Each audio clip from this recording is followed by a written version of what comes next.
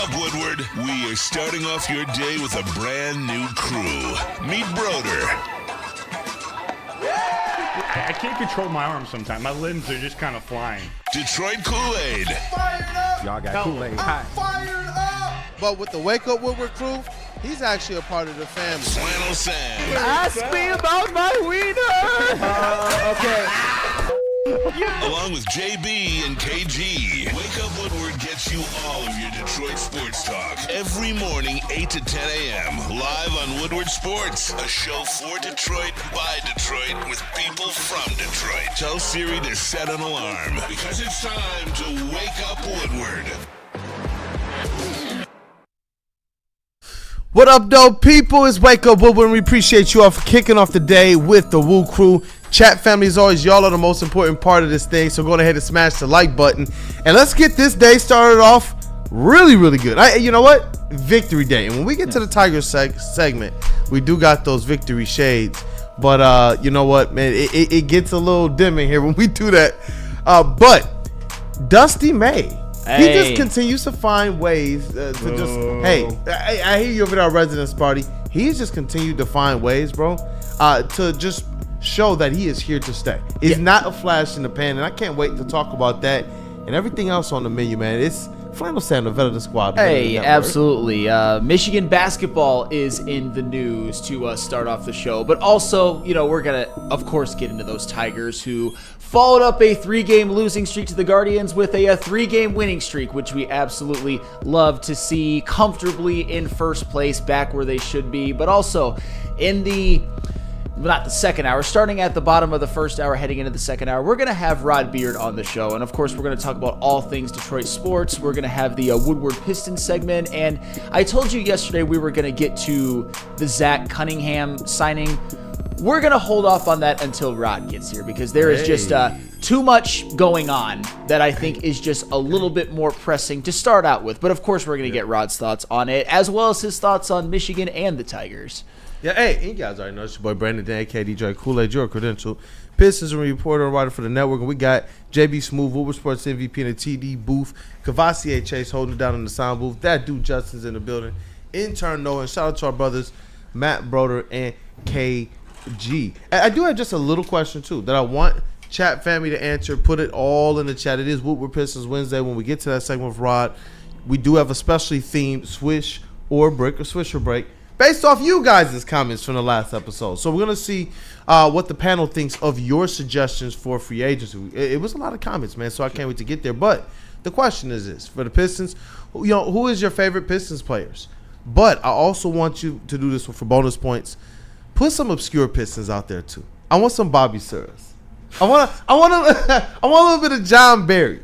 Like, I want to see who were the actual Piston fans of Pistons fans throughout any of the eras. You can give me, hey, I don't, Reggie Jackson doesn't quite count, but maybe players from that team, I won't name some, maybe they do. Man, I don't know if I have one. Very on brand, very on a brand for me, but I know that a lot of you have a lot of favorite obscure Pistons.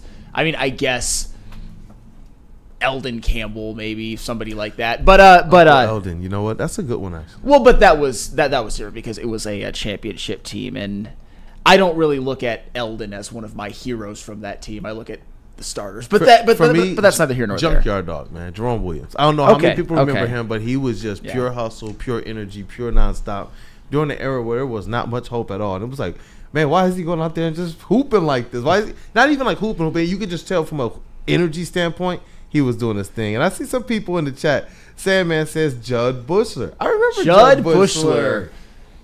Wasn't he like the 11th man on the bench for a couple of Jordan's titles with the Bulls too? I think he was.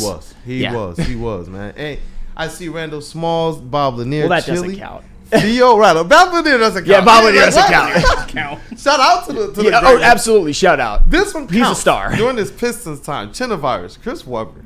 Well, during his Pistons time, yeah. During his Pistons time. Theo Rattler from Chili Damon. I'm seeing Mikey Moore. I remember they called him Scrappy Dog because he wanted to be like Jerome Williams. That was like his understudy. Kiazi with the John Barry, man. Shout out to the chat family for participating. We'll read those off as we go throughout the show, and we'll see if Rod has some too. I see some good ones in there, man. And just real quick to the booth before we move on. Any from you guys? Any favorite Pistons? Any favorite obscure Pistons? JB Smooth. Oh, any favorite obscure Pistons? I can't really think of one right now off the top of my head, but definitely come back to me. I was gonna just say some random, just name Carlos Arroyo or something like that. That's a good. Yeah. You know what? That one counts. rocks though, man. That one would count, man. I don't know if they're necessarily obscure, but when I went to my first ever Pistons game at the Palace, all of like my boys and stuff that we were like in 4th grade, we all just kept rooting for Jason Maxiel. You know what? Yeah. That one. You know what? I like that one. Yeah, we just kept chanting his name from the second, like from the upper deck. Just Maxiel. Shout out to J Max, man. What up, though, that dude, Justin? When we drafted him, I was a Stanley Johnson guy. Yeah. That's a fair. good one. You know what? Their era is gonna have a lot of them. Yeah. And I see one in the chat, and I think I'm going to change my answer because I know him and have worked with him. Lindsey Hunter. Because he's a great guy. I actually had the pleasure of doing a couple of shows with him and a lot of shows in the BDE sound booth. And we had our back and forth, as I've had with many a person here. Probably everyone in this room, probably everyone who's ever come to this network. You faced him on the actual Ben Wallace conversation. Yeah, that was tough. That was... It was me, D-Mac, and Lindsey Hunter. That was not a pressure cooker at all. And that was back before I was really a vet at this. That was one of my early shows. I remember that, man. I was like, Filo's really doing this, man. No, but Lindsey Hunter. Business. Yeah, Lindsey Hunter's the man. Yeah. And I see, you know what? The Tolliver's. DJ Justice is Anthony Tolliver. Stacey Augman, I remember that one. Chinnavirus. Mike James, his partner in crime. Lindsey Hunter's in that backcourt for the 2004 Pistons. Wesley Bullock, Derrick Rose, Uncle Cliffy, Jonas Jerebko from Kyle Stark, and Kiazi sent to Uncle Cliffy.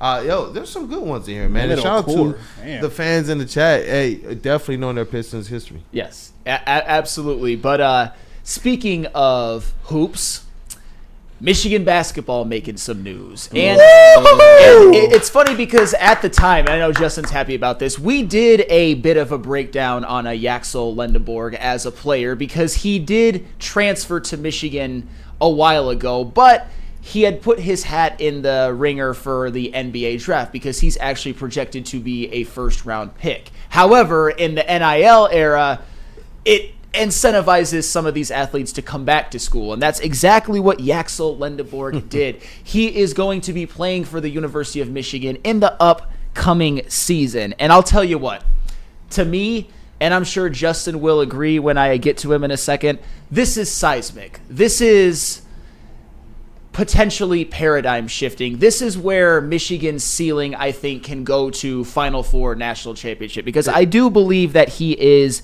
going to be a special type of player for Michigan. And before we really get into it, I want to I know some people in the chat, and I'm sure I'm going to see it in a second, are going to talk about how he was at UAB. However, that should not be a concern to anybody because it's a tale as old as time not a tale as old as time, but in terms of the modern college basketball, players transfer from small schools and make it big at bigger schools all the time. You saw it with Danny Wolf last year, came from Yale. Janai Broom, even though he was in the Auburn program for a while, he came from Morehead State. Walter Clayton Jr., the best player on the national championship team, came from Iona. R.J. Lewis from St. John's came from UMass, and Chaz Lanier from Tennessee came from North Florida. And, of course, you can go on and on and on with Vlad Golden as another example, coming from Florida Atlantic. So players transferring from smaller schools and making a huge impact at bigger schools is really one of the things that rules college basketball at the moment. Yeah. And just a couple details on Yaxel Lendeborg, just to refresh everybody's memory. Number one transfer portal forward in the entire transfer portal, according to 24/7 Sports, 6'9", 240, and just a couple more details at UAB. UAB's been a pretty good program over the past couple of years. And 2 years ago, UAB was a tournament team, and Yaxel led the team in points, rebounds, and blocks per game. Last season, when UAB as a program fell off a tad and only made the NIT, Yaxel led the team in points, rebounds, assists, steals, and blocks. So pretty much everything you could lead your team in, Yaxel was that guy. Just a very, very diverse skill set for a man being 6'9". And before I throw it over to Justin, I don't think this is a hot take at all. I think this is actually pretty reasonable.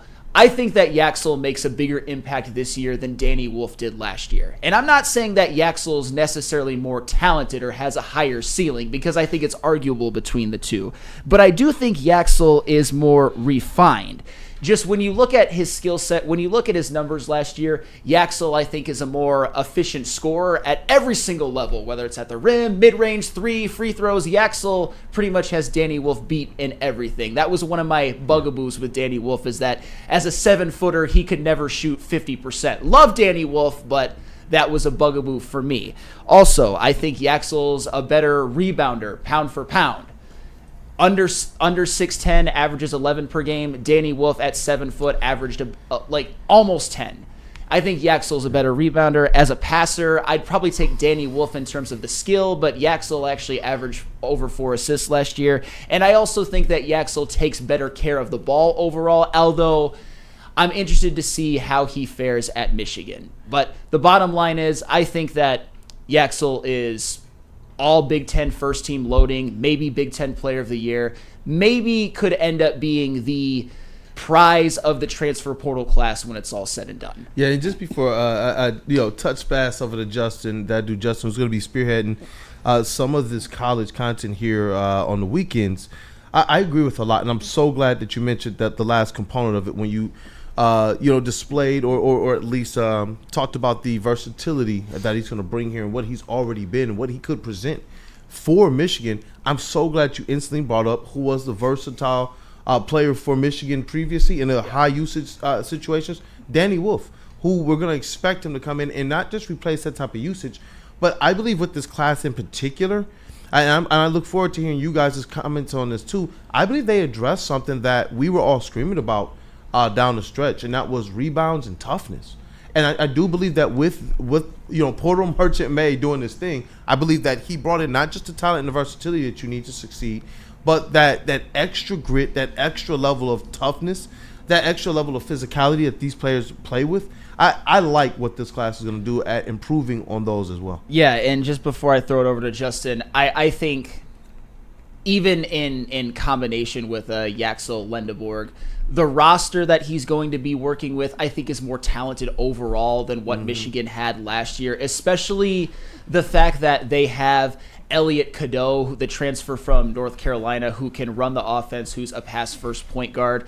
And I'm not saying that Trey Donaldson didn't do some nice things for Michigan last year, but Elliot Cadeau is a much better distributor than Trey Donaldson was. And I think that he'll run the offense more often and more effectively to give Yaxel a break, which will also cut down on Yaxel's turnovers. But Justin, I know you let out a excited woo just by me mentioning Yaxel Lendeborg. How you feeling this morning? Oh, I feel absolutely fantastic. I mean, we're now talking about a team that, with all due respect, not just here we're talking about the possibility of a Final Four. They are the 4th highest team to win the national championship according to the sportsbooks now. This team is getting the respect that they deserve, and it is because of the work that Dusty May has done in the portal. You start with losing Vlad Golden. You replace him with arguably the exact same player in Myra from UCLA, who is another big, tall rebounder who's going to cause huge mismatches in the paint, which is only going to open it up for Yaxel, who Yaxel has the ability to score on all 3 levels and create his own shot. The biggest thing about Yaxel, though, the 7'4" wingspan that he measured in with the combine. That's a good one. He is going to be absolutely a nightmare to play on defense. He is a tough, physical finisher as well when it comes to the rim. When you watch his highlights, you can see he is getting to the paint at will. And that's what I love to see, because Dusty May's offense is built on it's either get to the paint or kick it out for 3. And you have a plethora of three-point shooters with Namari Barrett coming back, the best three-point shooter on the team, with Gale finding his stroke at the end of the year. You have LJ Kason, who is only going to improve, who's, by the way, going to be a very, very intriguing piece to this team. But we'll get to that in a second. McKinney's coming in from St. Mary's, with the height being he could be a lottery pick. Like, you're bringing in so much talent. And like you said, Cadeau, a pass-first point guard, which is going to be different from Trey Donaldson, because there was so many times where Trey Donaldson let the ball stick and let the offense kind of waver, and he was turnover prone. Like, let's call it how it is. I think this team will be have less of a turnover issue, will be more balanced from 5 to 1.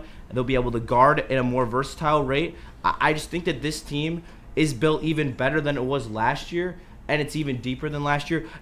I think that they're going to be a ridiculously tough out when it comes to March. I'm so glad that you mentioned that. I am ecstatic that you mentioned that, Justin, when it comes to the whole team, because Blue by 90, a Michigan X account, just posted what he thinks the projected lineup will be in terms of the roster, and it looks pretty tantalizing. JB Smoove, you got that?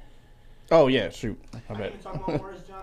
Hey, I am glad that you did, because because we're gonna bring that up right now. Just look at this Michigan basketball 2025 to 26 projected rotation. I'm not gonna go over them individually. We talking size? Yeah, because we already touched on it. We got size now, man. I love it. You got the pass first point guard. You've got the combo guard who showed a lot at the end of the season in LJ Kaysen. The first one was Elliot Cadeau. You've got the phenom, the second highest rated recruit incoming to the Big Ten this year in Trey McKinney. Could be a lottery pick. Roddy Gale, a slashing off-ball guard who's got good size, who struggled at times but showed something down the stretch. You've got Namari Burnett, the 40% three-point shooter. You got Will Shedder, the 3-and-D, piss and grit, bleeds maize and blue small forward. He does need to improve his three-point percentage a bit. It did dip to 35% at the end of the year, but I think with more distributors around him, he will get that up to about 38 to 40% and will get more catch and shoot opportunities.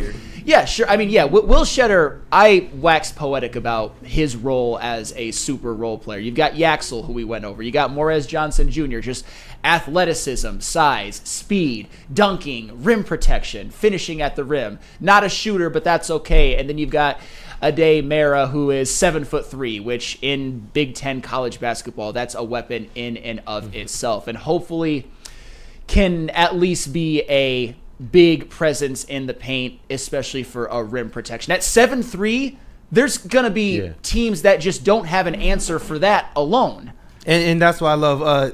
Excuse me. Speakeasy in the chat says Kool-Aid loves size, and I know we had Area 51 last year. But this size is not as tall across the board as it relates to those two players. But in terms of the physicality and the toughness, it was good to really hear both of you guys talk about how much better Michigan got at that. To hear Justin enthusiastically talk about what this team could be as it relates to paint protection, rim protection, rebounding. These were the things that we were pulling our hair out about as Michigan got into the toughest aspects of March Madness. These are the things I do believe are going to make them that much more of a tough out, even beyond their talent. Because I believe that, Coach May, Dusty May, can definitely coach up some talent. But as it relates to that extra part of it, your players just have to have it. And identifying those players, I believe he did a really good job with the construction of his roster. Well, and just look at what they have this year in comparison to what they lacked at times last year, and I think ultimately played a role in costing them their ceiling. Their guard play this season has the potential to be elite.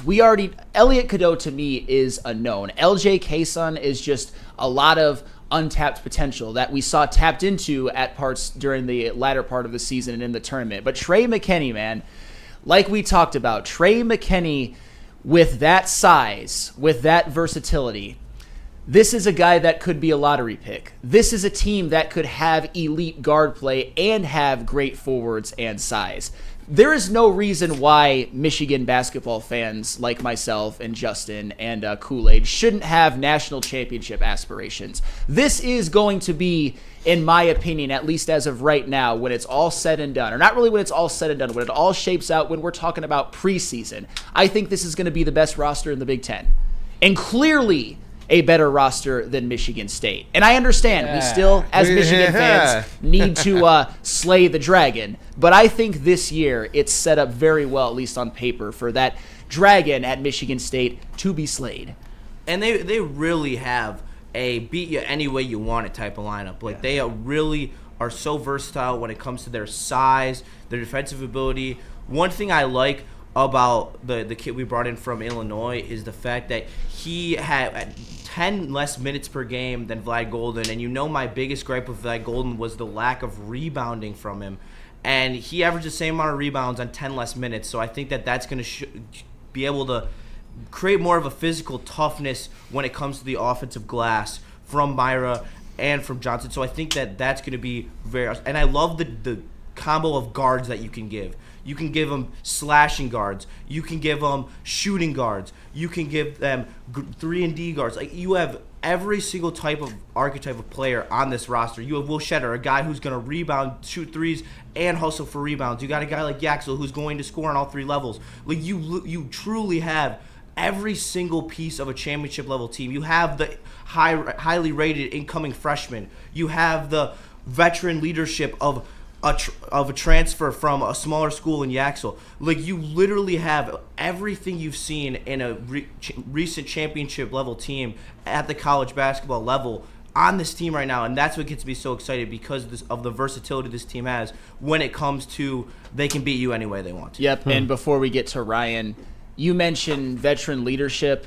Will Shetter and Namari Burnett, they were holdovers from the Juwan Howard era, and they both played a big role in helping Michigan get back to being a tournament team, being back to being a threat, and the fact that they're coming back this year with both of them probably being incoming the best shooters on the team at least, that is absolutely big. But Ryan, how are you feeling about Michigan basketball now that Yaxel Lendeborg has withdrawn his name from the NBA draft and will play at Michigan?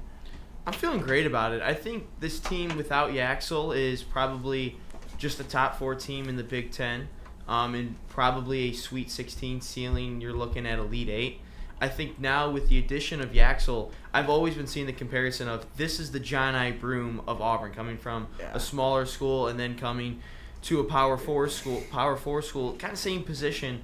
And I think this is a Michigan team that can potentially get to a Final Four, potentially a national championship. But if this team can limit the turnovers, this team was the most frustrating team to ever watch. As I was watching their games, I would see they're up by 20 points. However, in my head, I go, this will end up being a 3-point game, a 5-point game in the end. This was the most inconsistent, frustrating team. You add Ellie Cadeau, who is an upgrade at the point guard position compared to Trey Donaldson, just because he turned the ball over a ton. And there were times in the year where they had to give the ball to Danny Wolf or other guards just to get the ball out of Trey's hands because he was turning the ball over. But something that I don't know if has been mentioned yet is this team is going to be deep. There's going to be a 9-10 man rotation that's going to be deep. And that's what was the success of Michigan State last year, is they had so many different guys. And if Michigan is able to stay healthy, limit the turnovers, play consistently, I think you're looking at a great season for Dusty May. And as I've been saying since the day Dusty May has got there, don't let Dusty cook. And he's been cooking. Oh, he's been cooking. And he has definitely been cooking. A Sweet 16 in his first season, coming off of the most miserable probably sports seasons I've ever seen in my life, that 8-24 Juwan Howard's last year, and then with all of the talent the transfer portal gets, the recruitment of Trey McKinney, all of that in consent with each other. Don't think that's a word, but whatever. The point is that we are all very happy with what Dusty May has done, and I'm cannot wait for Michigan basketball season. Can't wait, man. Go blue. Right, JB Smooth? No, thank you. No. Come on. No. And for the record, JB, Michigan still has to – I think that they're going to be a better team than Michigan State this year. However, Michigan State still is the kings of the Big Ten for now, and Michigan still has to do it.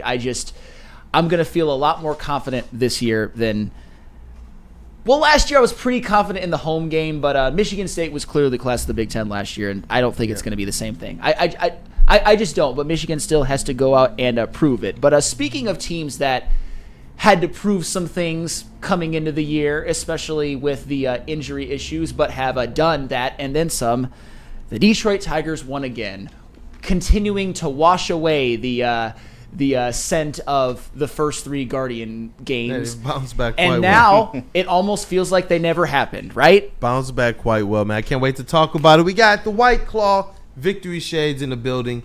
And remember, you guys, we got the White Claw Tigers Tour each date. We got 3 more on the way. We want you guys to be there. I'll tell you about it a little bit later. But first, we'll say what up, though, to some more of our friends, and then we'll get into this Tigers victory. We got Mad Packs, Justin. Mad Packs. Mad Packs. Mad Packs, Let me Mad tell Packs. you about my favorite Mad cannabis Packs. brand in the game. Loaded up with weed and Also, snacks too. but mostly Mad Packs. Justin here to talk to you about Mad Packs. Mad Pack is the hottest new cannabis in the weed game, and they are partnered with Woodward Sports, and it launches that's this week. That's Friday, May 30th, 2025, and they are going to take you to the next level. High-low is getting you high for the low, delivering top-tier quality at unbeatable prices. Boom Shakalaka! Boom Shakalaka is a live resin-infused tarantula. This one's the bomb. Blizzard packs, THCA moon rocks that hit like a blizzard. Coming to select retailers this week, May 30th, 2025. That's Friday. So stay tuned at Woodward Sports for all the latest updates. You know how some things are so good they should be world famous, but they're not? Our house-made vinaigrette is one of those things. And the antipasto salad, we drizzle it over. Same with our hand-battered chicken tenders. Original recipe soups and pasta sauces. It's almost as if our original, world-famous Detroit-style pizza is mocking them. And that's not very nice. Injuries, big news. Twice a week, Dr. Jeff Pierce from Michigan Sports and Spine joins Woodward Sports Network for the Injury Insider Report. Big D Energy Tuesdays at noon, and Armani and Edwards with Maz Thursdays at 3:30. Get expert analysis and in-depth breakdowns on the latest sports injuries from the man trusted by top athletes in the community, like D-Mac. Whether it's the Lions, Pistons, Tigers, or Red Wings, Dr. Pierce talks us through it all. Don't miss the Injury Insider Report with Dr. Jeff Pierce, your go-to source for understanding the impact of injuries on the games and players we love. Only on Woodward Sports Network. Scan the QR code on the screen or go to MichiganSportsandSpine.com to see if Dr. Jeff Pierce can help you. How do people feel about getting a Planet Fitness membership for $15 a month? How do they like working out in a clean and spacious gym that's filled with equipment for every workout? And how about free fitness training in the judgment-free zone that leaves them feeling energized all day long?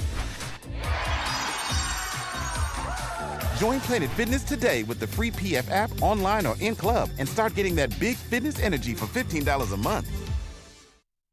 No one gives away more cash and prizes than Woodward Sports. You don't believe us? Here's our latest $10,000 winner. You know, you guys posted, hey, if you guess all this stuff right, we'll give it's $10,000. I'm like, okay, well, why the hell not? And the winning doesn't stop there. How about our Outkick Your Coverage winner? How do you think you won? We got This guy's got a hot girl. Bigger prizes, bigger giveaways, cash, merch, tickets, and more. All from the biggest sports network in Detroit.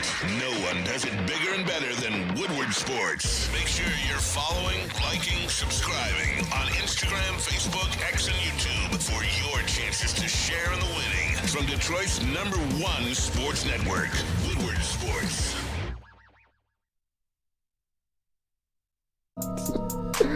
All right, Woodward Sports fans, whether you're hitting the game or simply chilling at home, Jars Cannabis has you covered. Jars is home to Michigan's largest line of recreational cannabis products. 27 locations across the state, 9 alone in Metro Detroit, so you always know that there's one close nearby you. But don't fear, because if you live in Grand Rapids, Madison Heights, or Milan, Michigan, stores are popping up your way very, very soon. If you don't have time to check out all their products in store, check them out online at jarscannabis.com or their Instagram at jars_life. Because you know what? I know you want to get high. Yeah. Hey, what up, though, people? Welcome back to this Wake Up Woodward. We got the victory shades on because those Tigers won again. What a way to be able to, like you said, man, scrub away like some of the bad feelings of that Guardian series, and it got kicked off with Scooble going out there and being psycho Scoobs against the Guardians in our last game, and now they start off this Giants series pretty good. But I think we have a super chat to clear up, huh, JB Smooth? Yeah, we do have a super chat to clear up. Shout out to everyone sending them in, and $5 from Randall Smalls. I don't know if I should do it the Afro way, man, but I'm gonna do it the way he sent it. What did the blind guy say when he walked past the fish market?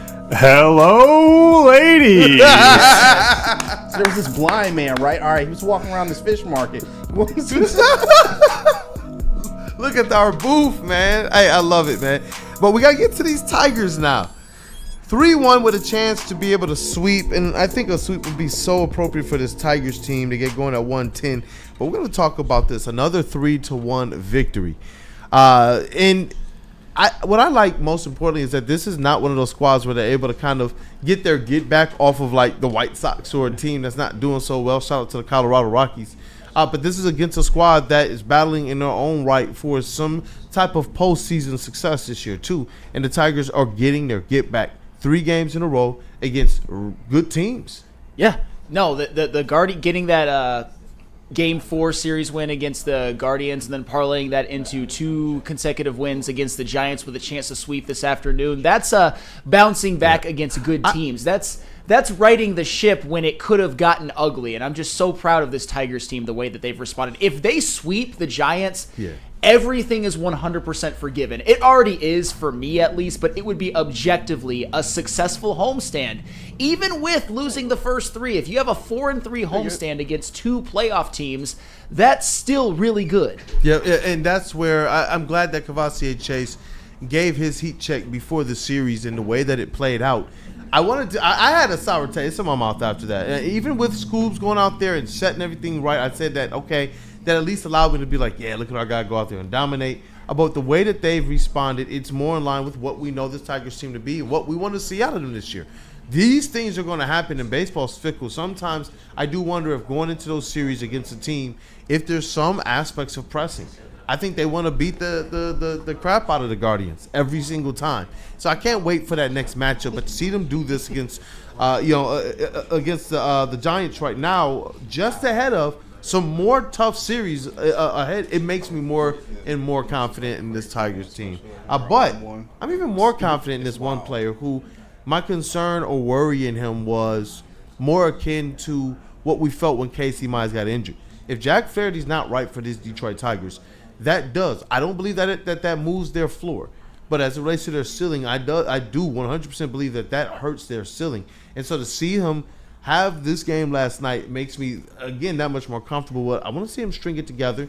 But for the purpose of a victory, I'm not going to be too down at all, man. Yeah, He did his thing. Jack Flaherty deserves all of the praise today. He was absolutely big time. And I know that there was some concern about Jack Flaherty because in his previous 7 starts, he wasn't all that great. He had some starts that were okay, but he also had some very poor ones. And unfortunately, in those 7 starts, the Detroit Tigers as a team were 1-6. And they were pretty much winning almost every other game but the Jack Flaherty starts, going by their record as the best in the American League. However, last night he showed up and he showed out. 6 innings, 2 hits, 0 earned runs, 8 strikeouts to only 1 walk. And the thing about Jack Flaherty is that he's got dynamic stuff. He can be absolutely electric when he's on. And last night, the way he was able to mix in his 4-seam fastball and that knuckle curve, that's nasty. That's a good variance, too, between the speeds. The 4-seam fastball can get to like the low to mid-90s, and the knuckle curve usually tops out in the high 70s. That keeps the hitters off balance, and the San Francisco Giants lineup did not know what to do against Jack Flaherty. And Jack Flaherty, to his credit as well.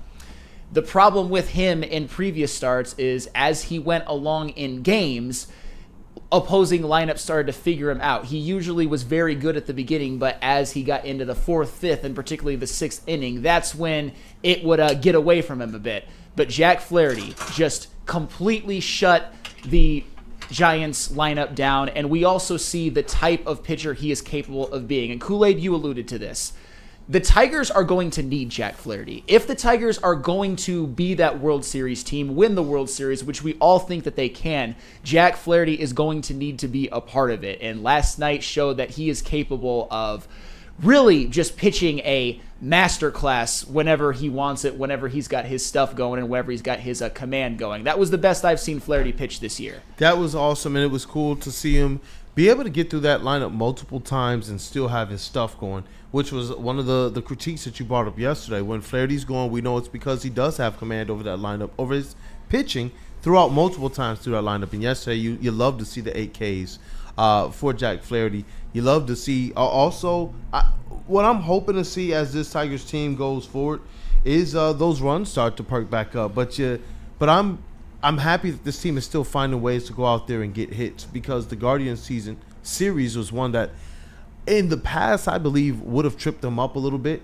But right now we see this squad just going out there and saying this is just not who we are. And that's been realistically their identity throughout, which is another player that, remember last night when the game went official, it wasn't just Jack Flaherty but also Riley Greene. That's another player who, when you look at how fickle this sport has been, it's crazy that as a team the Tigers have found a way to be impervious to it all.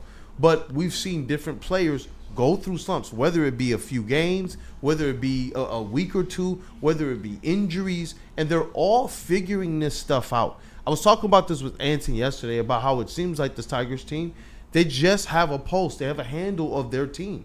They understand what they have. Even when we couldn't quite see Torque, Baez, when we couldn't quite see the type of lineup they were going to roll out there, they clearly had some plan. And now they're just really building on top of what they did last year.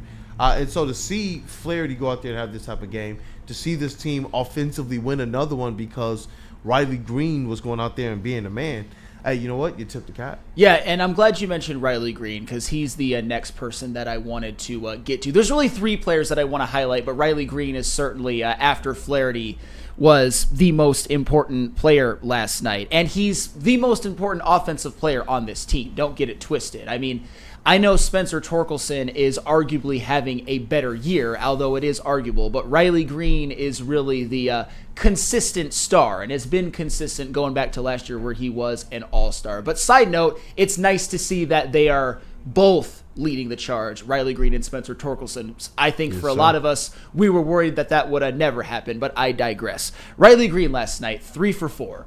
And this was really the true slump-busting game, because we know in the Guardians series he was not good. He had 0 hits. However, going back to game 1 of this series, he broke out of it a bit. He only was 1 for 4, but he made his 1 hit count, which is what stars do. With the bases loaded, 1 out on an 0-2 count against a left-handed pitcher, Riley Greene just kind of served one into right field for all of the insurance runs that the Tigers needed. But yesterday was really when he broke out. First at bat, bottom of the first, laces a gapper into right center field, scores Gleyber Torres from first. Next at bat, Colt Keith leads off the bottom of the third with a triple. Riley Greene knocks him in immediately with a single, with a runner in scoring position to extend their lead. And then later on, hits a opposite field double. Ends the game 3 for 4. And one stat that was mentioned on X last night, which I thought was very, very important, and this is from Cody Stavenhagen, and this really alludes to, it speaks to Riley Greene stars doing star things. Did you know that in the month of May, Riley Greene has 22 RBIs, which is the most he's ever had in a single month? And remember, that's a power stat. He had an all-star season last year, but this month, when you combine Riley Greene's RBIs with his OPS being 964, with his 6 home runs, with his over 300 average, with his on base, which is about 380, with the Tigers being 17-8 during this month, this has been the best month of Riley Greene's career. This month, he has played like a superstar. And I'm not saying he's a superstar yet. Even me, I've never claimed that he's a superstar. I just think that he's an all-star. A deserving all-star who deserves to be treated like one. But this was a superstar month. And hopefully, as he continues to hit lefties a little bit better, comes through in more big situations, that when you look at his numbers, when you look at the impact that he has on this team, maybe by the end of the year, we're talking about Riley Greene as a superstar. I wouldn't put it past him. He's a damn good ball player, the best position player that the Tigers have cultivated in years. Yeah, definitely. I 100% agree with that one. Riley Greene is, like I said, when you know that your players realistically know how to navigate that fickle aspect of baseball and their confidence doesn't get shaken, that's when you know you got a guy, especially after they've shown not just all-star potential. He already cashed that ticket, and it looks like he and a couple more friends this year are going to do that too. That dude, Justin. Tigers game last night. It was good to see Jack Flaherty go off last night. It was good to see Riley Greene really be the offense. I'm not going to slide Wenceel Perez as well. Not big home run. We'll get there. Yeah. We'll get there. But as it relates to Jack Flaherty, Riley Greene again, because this feels like within the span of the last, 5 or 6 games, Riley Greene has been a big part of the Tigers offense, in 3 of those maybe? 2 of those? He was bad against the Guardians, but in the last couple games against the Giants, he's been Bounced the back. number 1 offensive driving force for this team. Definitely. What up, though, Justin? Well, I was at the game last night, and it was a great out. game. Shout Shout out to Nick. It was He's funny. crushing. As he was running down to the concourse to go record his post game video, he ran right by my section. Was like, "Oh, what's up, Justin?" And so that was really funny to see Nick. But Nick is killing it. But yeah, I mean, Jack Flaherty went out there, and he was probably his best outing of the season so far. He really was locating his pitches well. His off speed was great. It was causing some swing and misses. He did benefit from the fact the wind was coming in, though. There was probably 4 hits that could have been home runs that just died because the wind was coming in. But hey, that's not baseball. important. I'm kidding. Yeah, that's baseball. I mean, it's how the game goes. And what I really love to see out of Flaherty is he has been struggling immensely when it comes to the third time through the order. And seeing him be able to go out there in the 6th inning at the top of their lineup, third time through, and get a very, very important inning out of him to let the bullpen rest and allow Chase Lee to come in and shut it down. But to see him go out there third time through the order and not struggle like he has in the last couple of games, I think that shows a lot of promise that he has moving forward to the season, that he's going to find that command and control that he is known for and continue to elevate as we go down the stretch here and as he continues to get better when it comes to that third time through the order that he struggled with all year. Yeah, and Jack Flaherty, just another side note, and I mentioned it before, and you mentioned it, Justin, but that third time through the order, getting through that 6th inning was absolutely big time after last night's start, despite some struggles that he has had this year, especially in his last 7 starts previous to last night. His ERA did dip below 4. Even if Jack Flaherty is a 4th or 5th starter on this team, that is incredibly valuable, especially down the stretch in the regular season as the Tigers are fighting for the division, hopefully fighting for seeding, and even in the playoffs with those like CSs and World Series, should they hope to get so far, you might need Jack Flaherty to make a start or 2. And if he's capable of doing this, which we know that he is, he just hasn't shown it a lot lately. Again, we talk about the ceiling of this team. The Tigers will need Jack Flaherty if they want to win the World Series. And last night, they had him. They had him good. Yeah, they had him good. And what I love even more importantly is that there are nights when you look at the bullpen and when you look at the pitching and you're seeing 4, 5, 6 names. If we can get to Jack Flaherty, that can make sure at the end of the night you're only seeing 2 or 3 names max. That helps this team because baseball is not just a fickle sport. It's a long season. And the more you can do to keep your pitching fresh, because this is not going to be the last time that a Casey Mize or somebody has to take a 15-dayer. This is not the last time they're going to let someone get a rest or someone has a bad game or they're going to need long relief.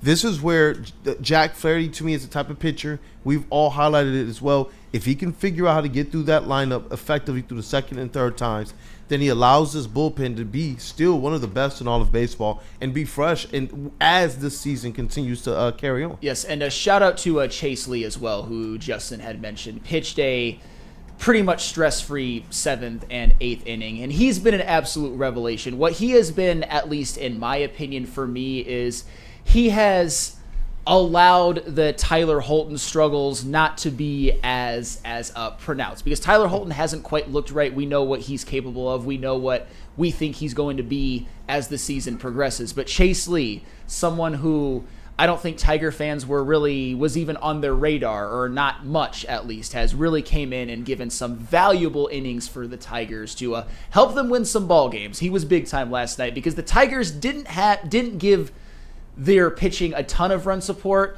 but Chase Lee, along with Will Vest, who was a little shaky, and of course Jack Flaherty, made sure that those 3 runs stood for the second game in a row, 2 consecutive 3-1 wins. But before we hand it over to Rod Beard, we had talked about it earlier. Kool-Aid, you had mentioned it. Wenceel Perez, he unfortunately was part of a little bit of a good news, bad news situation, because when I heard, Wenceel Perez is coming up, yippee, But Matt Vierling's back on the IL with shoulder inflammation. Shout out to JB for putting up that very well-made, crisp graphic on our social media. Matt Vierling, shout out Travis. He is the absolute man. Matt Vierling, unfortunately, his stint with the club was only 4 games until he had to go right back on the IL with a shoulder inflammation. However, Wenceel Perez introduced himself to the Tigers season in a big way. In the first strike he ever saw this season after working a 2-0 count, just laced like a piss missile liner that barely cleared the right field fence for a home run. Absolute big time. And Wenceel Perez, I think he's somebody that I myself, and I think some Tiger fans had, I wouldn't say forgot about, but the Tigers had gotten along fine without him. But we know what he did last year. At times he was very, very critical, especially when the Tigers were going through the injuries and the poor play that sent Torque and Meadows to the minors. Wenceel Perez was a constant. And especially, and no disrespect to this guy made a couple of really big catches in the Toronto Blue Jays game. When we saw Akil Baddoo getting consistent starts, we're like, yeah, Wenceel Perez, please come back. And he arrived. He's back. Hopefully he continues to hit. I know that was just one game, but he introduced himself to the season in a big way. And the depth is going to play a big role in making sure this team keeps pace. We're talking about, you saying at the end of the season, are they positioning themselves for certain playoff seeding? Do they have a sure shot to make sure they go in and have the number 1 seed in all the AL? These are the things that are going to matter too when these players get these opportunities. When you go out there and you hit a home run, you're doing your part to make sure this Tigers team can still be in the mix. If not, continue to be the lead in the AL as the season winds down, and give yourselves that confidence. I love the fact that this squad right now is not playing like an upstart. They're playing like they've been there. They're playing like they belong right now. They're playing like they understand the fickle aspects and fickle nature of baseball. They're playing like they understand the ups and downs. I don't even see them hot with each other. You don't really sense any issues. Last year or 2 years ago, we were wondering, is there a connection between the owner and the front office and what's going on the field? We heard even last year A.J. Hinch's comments leading up to the trade deadline. And it led us to wonder, like, this year? Everything seems to be complete kumbaya. As the other, I'll say, Pistons and Lions front offices. Everything on those 3 tiers seems to just be clicking right now. And it's amazing that we get to talk about this in the aspects of not them just making what would have been acceptable improvement if they were like leading the Central but not the AL. This team is saying, bro, we really want to compete to be the best team in all of baseball. I like that all of these things turned up 7-7-7 with those 3 layers of for this Tigers team in the depth. These things matter. We look at their ability to call up certain players, their ability if someone is injured to be able to say, you know what, we got that covered. This team is so well ready made to be able to do something in this AL. Yeah, and the engine, really along with the bullpen, but the pitching staff is really the engine. And the reason why I want to bring that up before I get to Chase's thoughts is that Jack Flaherty continued a streak of now 20 consecutive scoreless innings by Tigers starting pitchers, going from Skubal to Kiter Montero to Jack Flaherty. Gonna win a lot of games that way. And as I said before, these are good teams. I know that the Giants lineup isn't great, but they're deep and they've got some pesky players. And of course, we know what the Guardians can do with Steven Kwan and Jose Ramirez. But the starting pitching for the Tigers has rendered the bats silent for the last 3 games. And Chase, that 3-game losing streak to the Guardians is pretty much forgotten in my mind. What say you, Chase? I don't think we're going to allow another run the rest of the season, Sam. I'm just kidding. I think say it with your chest, boy. I think they've shown that there was no reason to overreact to what happened in the outcome of the Guardian series, good or bad. They've bounced back. They've held it together, and obviously, like Sam said, 20 and some change scoreless innings. That's pretty impressive, doing that to multiple days in a row to these MLB ball clubs. These are guys, they drive Lexuses too. They're making the big bucks. They made it to the show. So are you going to expect him to go out there and hold everybody to one run or no runs every game? No, but I mean, this just showed that even though we ended up dropping 3 out of 4 against Cleveland, we're right back in the thick of it, playing another hard-fought team that you could very well see come October. If they end up making some noise in the postseason as well, and we've held it together. And outside of Scooble, the other pitchers have stepped up as well. Like Keider Montero coming in, playing his role well, Jack Flaherty getting it together again. Whether you want to say he's got a little bit of extra run support from the offense or a little bit of weather support from Mother Nature with the win last night, doesn't matter. Like at the end of the day, like it's a win in the it's a W in the win column. So absolutely. Chalk it up. And as impressed as we were by Tarek Skubal, and we were all just mystified by Skubal in a good way, just amazed. He was stupendous. He was immaculate. He looked like the best pitcher alive for sure, which he is. Just as important, though, were Keider Montero and Jack Flaherty in the last 2 games, combining for 11 shutout innings from those two. If the Tigers get that from those two, with all due respect to them, it's a wrap. I don't think they're going to get consistent shutout performances, but Keider Montero has proven to be capable in a role, and Jack Flaherty he was great last year for the Tigers. He was great at the beginning of his career with the Cardinals. He's a very, very talented pitcher who's got an arsenal, which a lot of other pitchers in the league probably drool over. Jack Flaherty is electric when he's on, and if you get Flaherty and Montero going, just watch out. And the league is already obviously on notice because they have the best record in the AL, but Flaherty and Montero, piggybacking off of what Tarek Skubal did, is just... It's so big time, and it's so sexy. I'm just getting bricked. I mean, hey, shout out Tigers. The dusk is raising. Yeah. It's not just your eyes, but and I agree with what you're saying here. What's awesome is what we expect of them. They don't even necessarily have to hit that mark because of how well this team is balanced. The bats have been bringing it, even if they're not scoring necessarily the runs. They're still putting pressure on the other team by going out there and hitting 6 and getting 6, 7, 8, 9 hits per game. So shout out to the Tigers. Go out there and get that sweep. Are you calling for the sweep tonight? Well, or today, this afternoon? Today. I am predicting they finish off the sweep. However, it's not that big of a deal if they don't get it. Taking 2 out of 3 from the Giants is certainly more than good enough. However, if they get this sweep, if they can even extend their AL Central lead, which is currently at 5 over the Twins, 6 over the Guardians, and 7 over the Royals. I mean, let's just look at this upcoming series against Kansas City.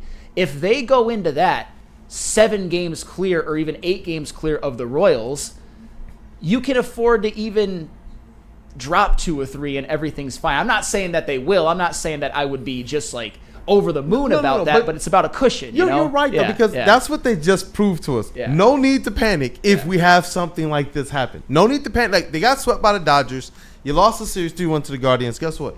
No need to panic. Yeah. We're still the dogs. We still know. Look, sometimes we may lose that pace. Sometimes, especially as a runner, you might lose your pace sometimes. No need to panic because, I like when Chase gets into his running bag because he's like, oh, no, I'm that bro. When I'm in shape, I'm that dude. Even if I might have lost pace or tripped or stumbled or this, how to get back on it. You even know how to make that back up. And that's what I like in this too. And also, you got some compliments, man. They're saying, I think Randall Small says there's some Brett Hall vibes going on. Yeah. I mean, I think JB'd be the one to confirm or deny that, but, I accept it. Appreciate it. He's one of the GOATs. So. Hey, absolutely. We're all looking a little extra fly today for victory, I guess it would be Wednesday for a Tigers victory day. And shout out White Claw as well. These are our White Claw sunglasses, and I hope to be wearing them quite a bit across the spectrum of Detroit sports. I suspect that I will be. Hey, they gave out a lot of these at McShane's. Yep. And I know June 13th, we're going to be at Nemo's Bar for the next White Claw Tigers tour. So they're going to have a lot of different swag. We're going to have some giveaways. We want you guys to be able to show up and party with the crew, pregame with us. And if you want, you can watch the game there too. It was a fun time. I went there, hung out with Jack from White Claw, Brady, saw the heavyweights doing their thing, and Nick, going from sound booth to it's almost like Superman, bro. Went from the sound booth to just grabbed his bag and everything, got the credential around his neck, and then he just changed. He just floated over to Comerica and just dropped right into the stadium and gave some of the best coverage across the board. It doesn't matter what sport that you're gonna see. And it was awesome to see him to link up with Aleem McNeil. Oh, shout out to Nick. You're crushing it, bro. Yes, shout out to Nick doing a exemplary job, as I knew he would, because he is one of the most energetic, talented people that we have in the building. It's cool to see everybody. Love him like a brother. I know that the network supports him, but even his guys, man. Hey, continue it on, man. Continue it. Everybody at Woodward. It's a lot of success going on. A lot of success going on. But speaking of success, a man who has found great success in his life, Rod Beard, will be joining the show when we come back. We're going to talk Zach Cunningham being signed by the Lions. We're going to talk more Michigan and Tigers as well. There is a lot to get into with Rod. And then, of course, we got Woodward Pistons down the line as well. And also, before we close out the show, we got a video from one Mr. Freddie Felt 313. Shout out to I Freddie. watched it. It's fantastic. He lives in Indianapolis. The Pacers have a 3-1 lead. They won a home game last night. It's a vibe. It's a vibe from him, coming from a Detroit sports fan living in Indianapolis. So we're going to get to that. We're going to get to all of that coming up. We're going to do all of that coming up in the second hour. But first, tell us about merch, JB Smooth. Oh, did somebody say merch? Hell, head over to woodwardsports.com. All you got to do is click on that shop tab. We got new designs for you every single week. I think we need that Crash Out Hobby shirt coming soon. I definitely want that. But if not, we always got the Woodward Tigers gear that you should be rocking down at Comerica Park right now. And you can't forget about the Red Wings, the LFG Red Wings t-shirts, hoodies out for you right now. All you got to do is head over to woodwardsports.com and click on that shop tab. Big injuries, big news. Twice a week, Dr. Jeff Pierce from Michigan Sports and Spine joins Woodward Sports Network for the Injury Insider Report. Big D Energy Tuesdays at noon, and Hermione and Edwards with Maz Thursdays at 3:30. Get expert analysis and in-depth breakdowns on the latest sports injuries from the man trusted by top athletes in the community, like D-Mac. Whether it's the Lions, Pistons, Tigers, or Red Wings, Dr. Pierce talks us through it all. Don't miss the Injury Insider Report with Dr. Jeff Pierce, your go-to source for understanding the impact of injuries on the games and players we love. Only on Woodward Sports Network. Scan the QR code on the screen or go to MichiganSportsandSpine.com to see if Dr. Jeff Pierce can help you. Are you a real Detroit sports fan? Woodward Sports is here to give you all the Detroit sports you can handle. Weekdays, make sure you're locked in on Wake Up Woodward from 8 a.m. to 10 a.m. Followed by Big D Energy with Neil Rule and Darren McCarty from 11 a.m. to 1. Up next, you can't miss Hermione and Edwards with Maz from 2 p.m. to 4 p.m. And finish the day out with the bad boys of Detroit Sports Media, the Woodward Heavyweights from 5 to 7 p.m. Okay, wait, that isn't enough for you, you sports freak. Check out Woodward Wings, Woodward Ringside, and the Lions Weekly Update every Sunday with Broder, Terry Foster, and John Belizian. Subscribe on YouTube for all our great content, and make sure you're following on all social media. X, IG, Facebook, and TikTok. You want sports? We got you covered. Detroit's #1 sports network, Woodward Sports.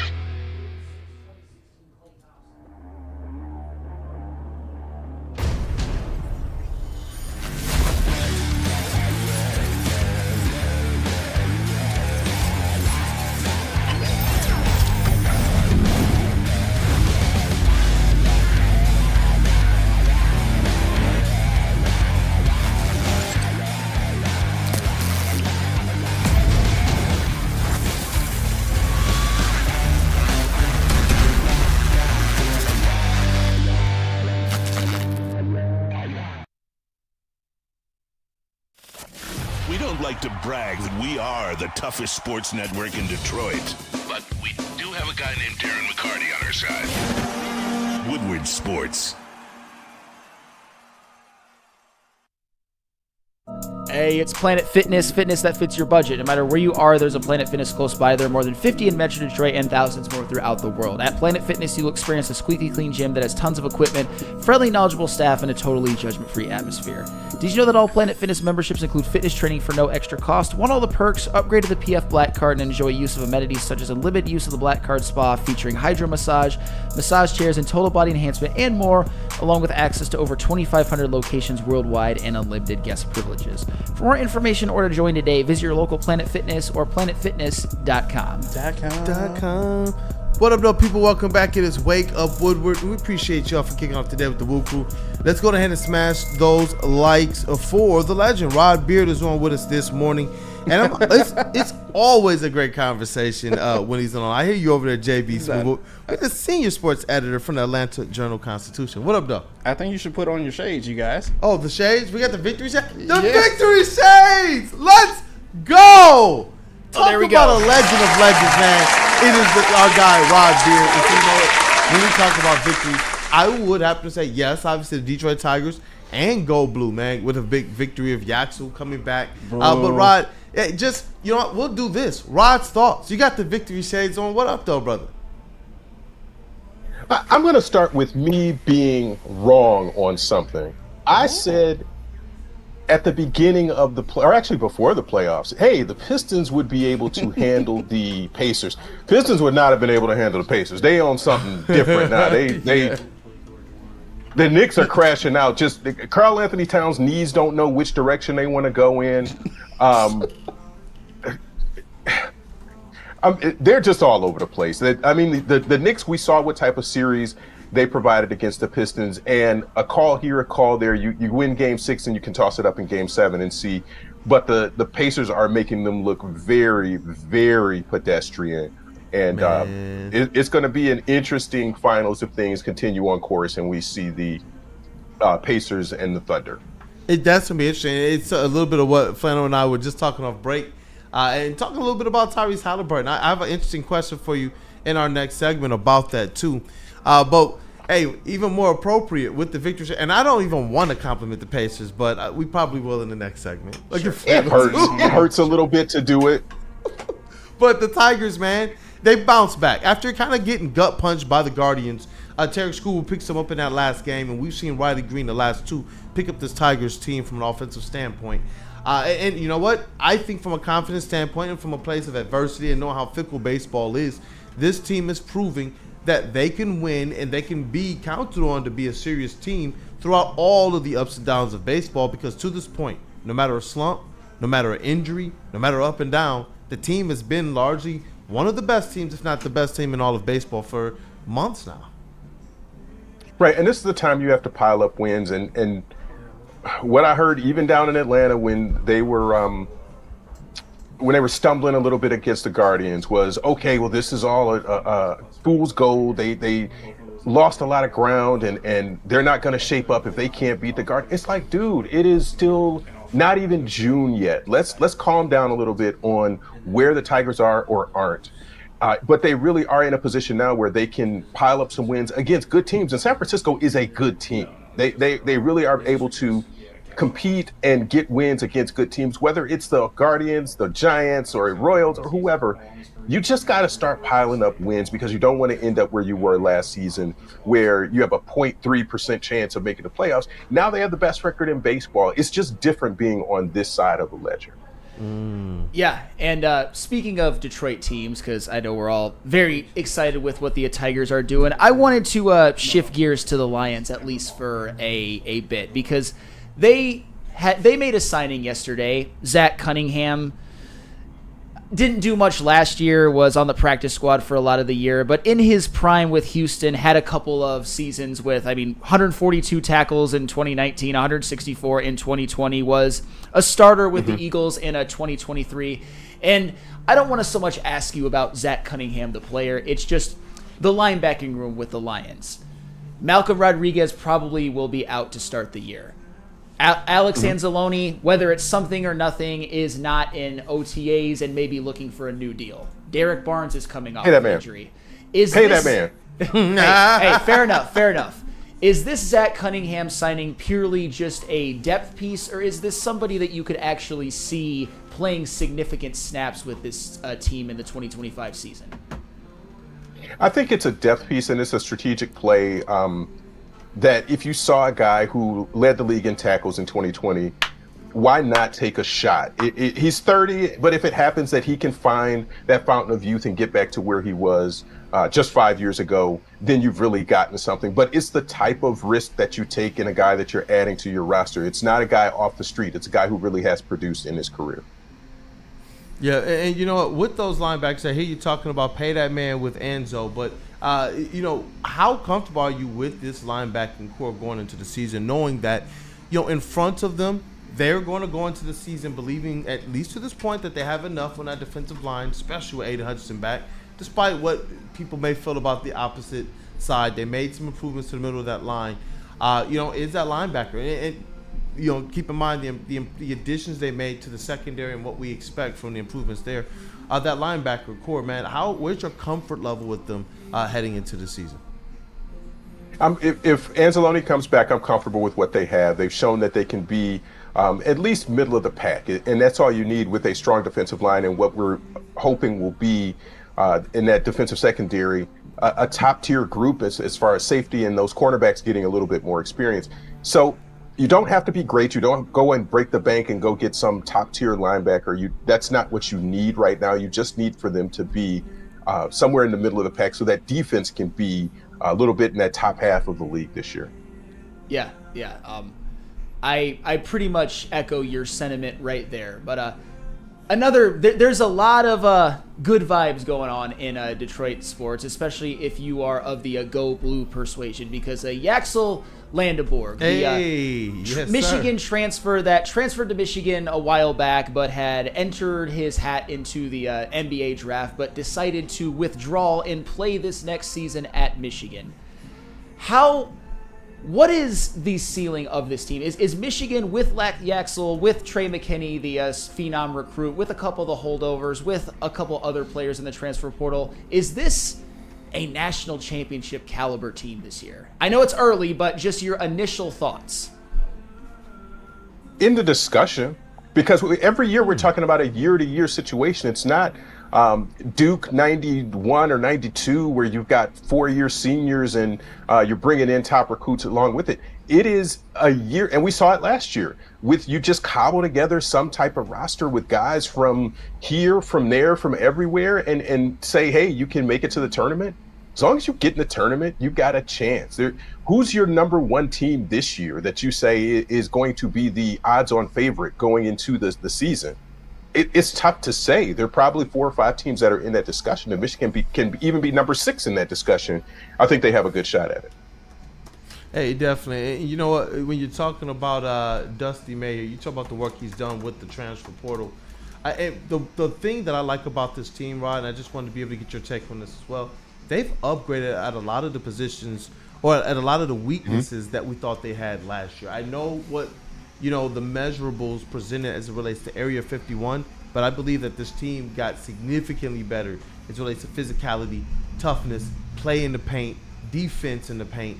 And I do believe that starts with, Dusty May being somebody who's not just an eye for talent, but has understood on the fly how to use this transfer portal to address this team's weaknesses, especially playing in the Big Ten where it's going to be rough and tumble.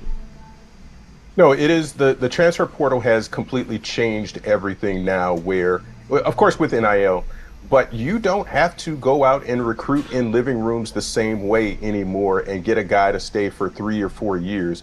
You need him to stay for 1. And that's the promise that you make in that living room, in that discussion is, hey, stay for 1. We got a shot at it. And you turn everything over. The thing that I wanted to see was guard play from last year. You give them 2 good guards last year and they make a couple more wins in the tournament. You've got guards now, you've got shooting now. You can piece it together in so many different ways, but the blueprint of this Michigan team is going to be so much different than it was last year, I think. And just having some steady point guard play is going to make things a lot easier.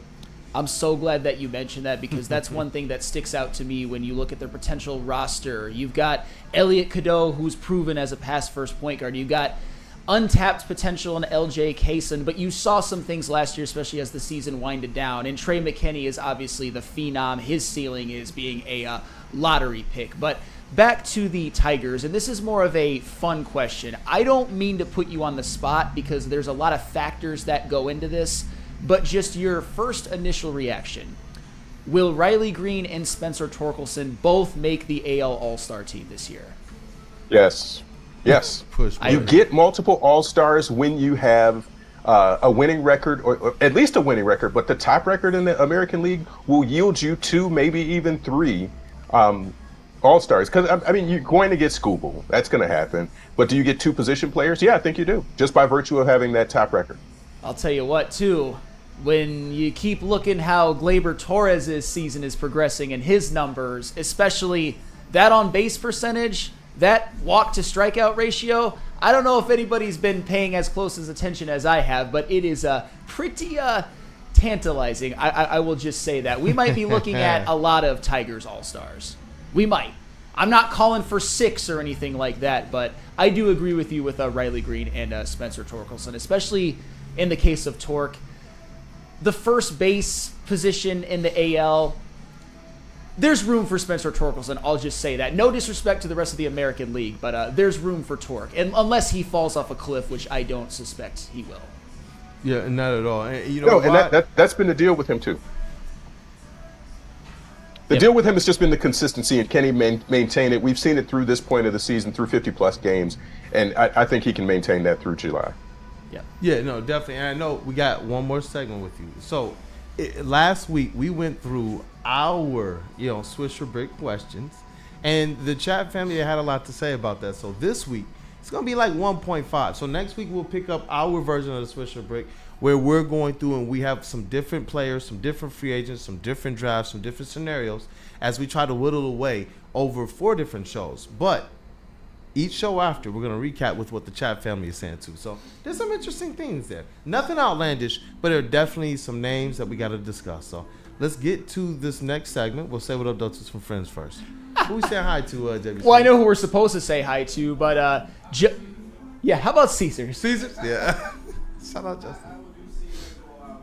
We got some time here. So, Caesar Sportsbook, the official sportsbook of us here at Woodward Sports. Scan that QR code on screen. Use code word Woodward1000. You can deposit up to $8,000. But all you have to do is place a minimum of a $20 bet. And you know what? If it doesn't hit, Caesars is so cool, they will throw it right back into your account with no questions asked. So, if you bet on the Knicks last night, which I don't know why you should, that 20 is going right back into your account to double down on it again today. Caesar Sportsbook, the official sportsbook of us here at Woodward Sports. Scan that QR code, use code word Woodward1000, and make some money tonight.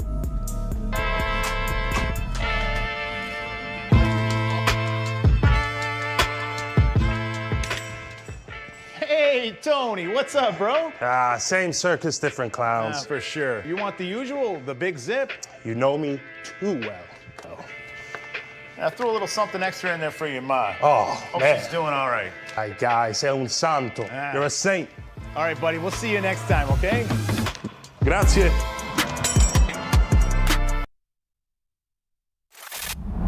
Love Woodward Sports? Love wearing clothes? Then you should be wearing Woodward Sports clothes. Check out our full line of merch at woodwardsports.com. Just click on shop. We have all your favorite designs, like Dan Campbell kneecaps, Woodward Golf, and of course, our own logoed out merchandise. Men, women, infants, kids, all love Woodward Sports. Impress your friends. Impress your boss. Impress your dog. Buy Woodward Sports merch today.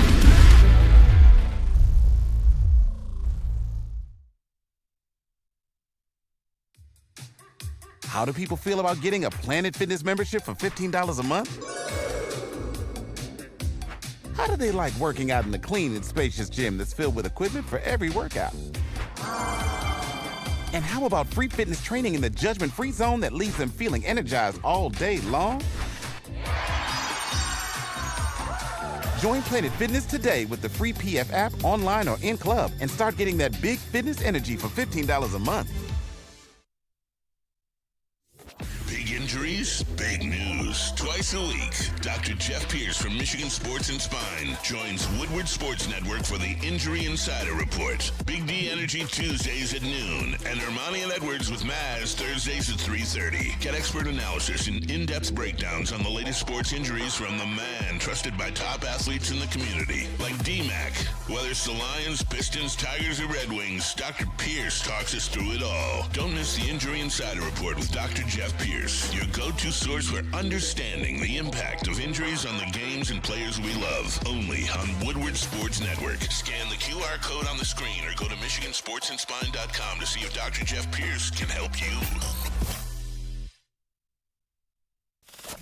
We don't like to brag that we are the toughest sports network in Detroit, but we do have a guy named Darren McCarty on our side. Woodward Sports.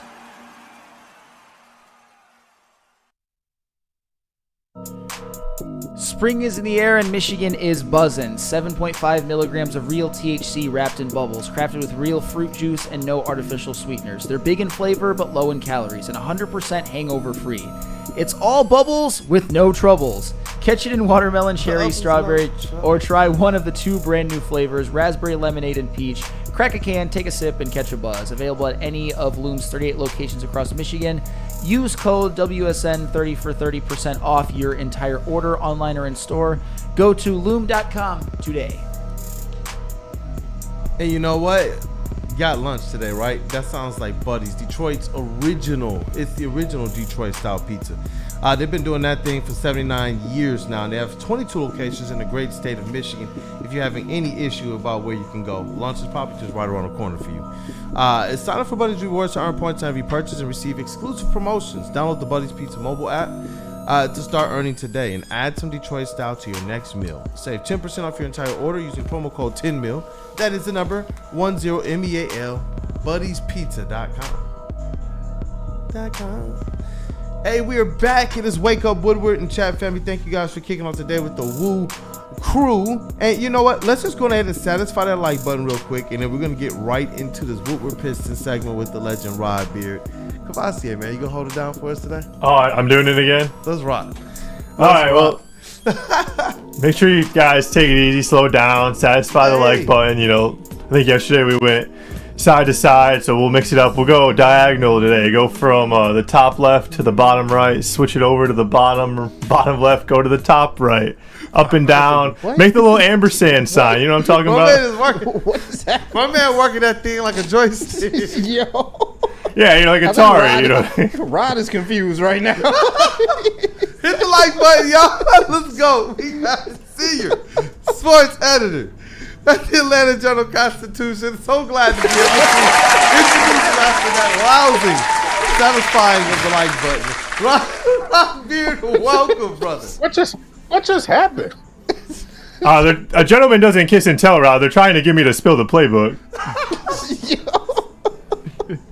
Look, Rod, you gotta satisfy the like button sometimes. You know, get the people roused up to go and treat the like button well. And you know what, Kavasier Chase? Shout out Rod, put the glasses back on. Aroused. Oh, Rod got 2 glasses on now. Look what you done. Hey, be proud of your performance, Kavasier. It's inspiring. I hate it, man. The like button's satisfied. That's all that matters, man. The like button satisfied. That's all that matters. Shout out to Rod Beard, the legend, man. Hey, Rod, look. No. Again, I know we started talking about these playoffs, and we're going to get to our chat family driven Swisher break today, our Swisher break. But these playoffs, they've been kind of revealing. This thing hasn't gone the way that the script would have told you it would have gone. And you see right now an improbable, potentially, matchup brewing between the Pacers and the Thunder. And I don't know how many people called that. I know there were some. But it is spurred, at least in this Eastern Conference, by, honestly, Tyrese Halliburton going to a whole nother level. And I know I asked Flannel Sam about this too. You know, these guys who've completely changed the narrative and kind of reset things for themselves in this playoffs. I would have to say Tyrese Halliburton is at the top of that list. And you are 100% right. The way that these Pacers are going right now, the help that they're getting all across the board, and Flannel Sam has the numbers on that. This team right now, you're right. This would have been a very tough out for the Detroit Pistons. Right. I think this is just a time where they started playing well at the right time. And they came right out of the blocks in the playoffs and really just start dismantling teams. And the Pistons would have been tough for them, but that might have been 5, maybe 6 games tops. I don't think the Pistons beat the Pacers team the way they are playing right now. But yeah, we're seeing it. And I don't know how the NBA is going to feel about the ratings for an OKC and Indiana matchup, but it's going to be some good basketball if those are the two teams that come out of this. Oh, yeah. Yeah, you know, we definitely going to love it here in the Midwest. Hey, yeah, shout out the Midwest. But speaking of good basketball, Cade Cunningham played a lot of good basketball this season, and he was rewarded with the All-NBA third team. However, and I'm just speaking for myself, I had an issue with Steph Curry being on the All-NBA second team ahead of Cade Cunningham. Do you share my sentiments, Rod Beard? I share the "I told you so" sentiment. That's how that voting is going to work. He deserves first team, but is he going to get first team? No, because that Donovan Mitchell piece, because they were the best record in the East, and there's going to be just some Steph Curry sort of. Does he deserve first team? Debatable. Should he be on the second team? Yes, absolutely. Third team he got some acknowledgement for the season that he had, which is something, and I think if I remember the voting properly, he got more second team votes than Steph. And he was 7th in MVP voting. Yeah, let me look for the voting on that, because I thought he got more second team votes, but Steph got more first team or third team or something like that. And that's what kind of put him over more so than the number of specific votes in a first or second team situation. You know what? I can understand the mind of a voter, because when you hear Steph Curry first, third, I would happen to assume a lot of those people probably had Cade second, especially when you talk about the amount that he had.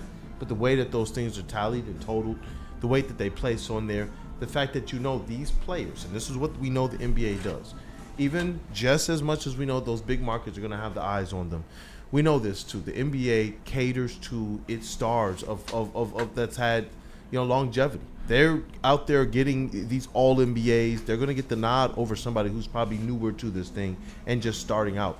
And that's what I believe did ultimately help a guy like a Steph Curry in this instance. I know, me personally, I'm still saying it helped LeBron James too, even though I know my guy Flannel Sam will disagree with me.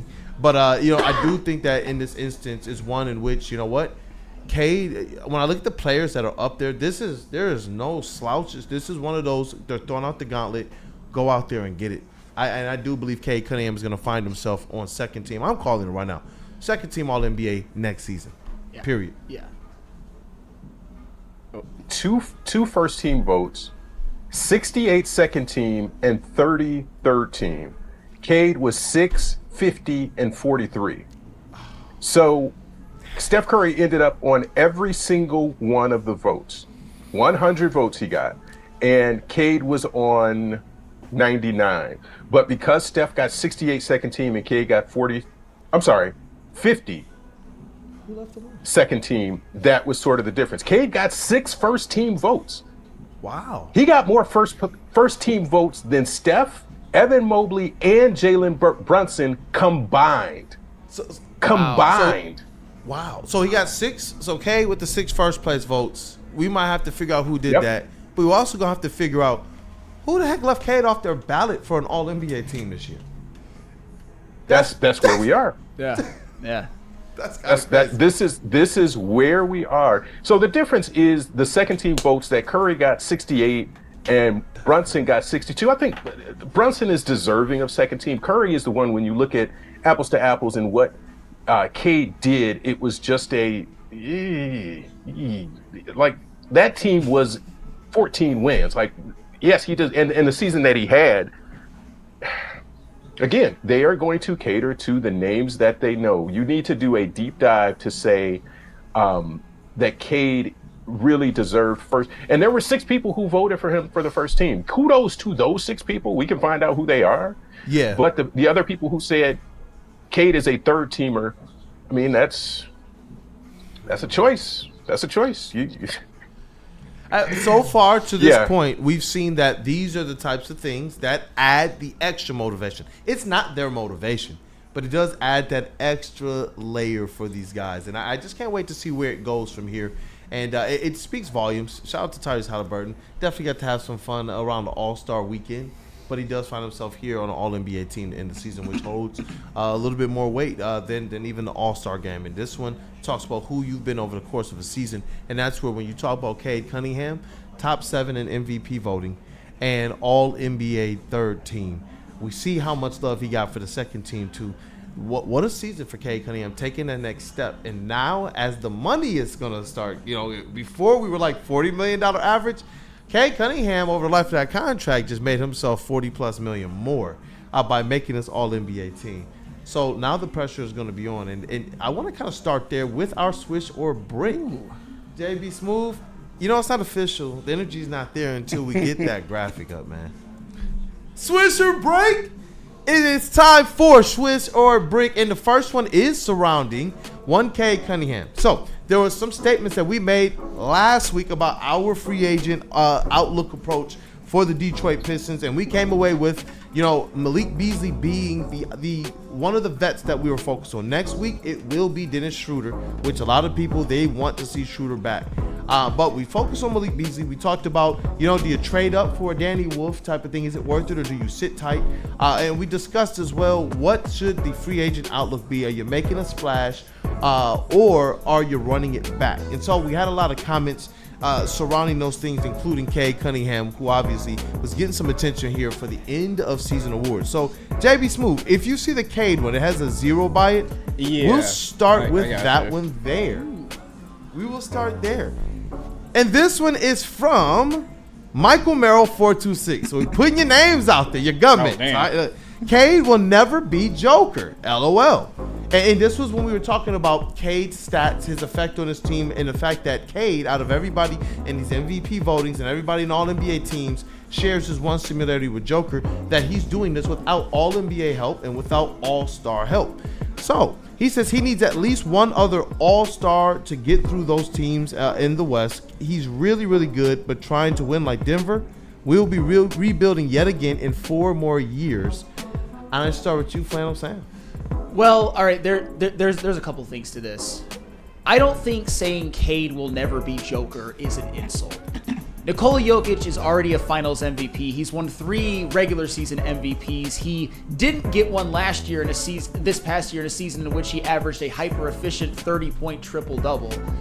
There's nothing wrong if Cade doesn't get to Jokic. When it's all said and done all time, I would actually probably bet my money that Jokic will be higher up in the pantheon than Cade when we're having this discussion in a 20 years. So I don't think that's much of an insult.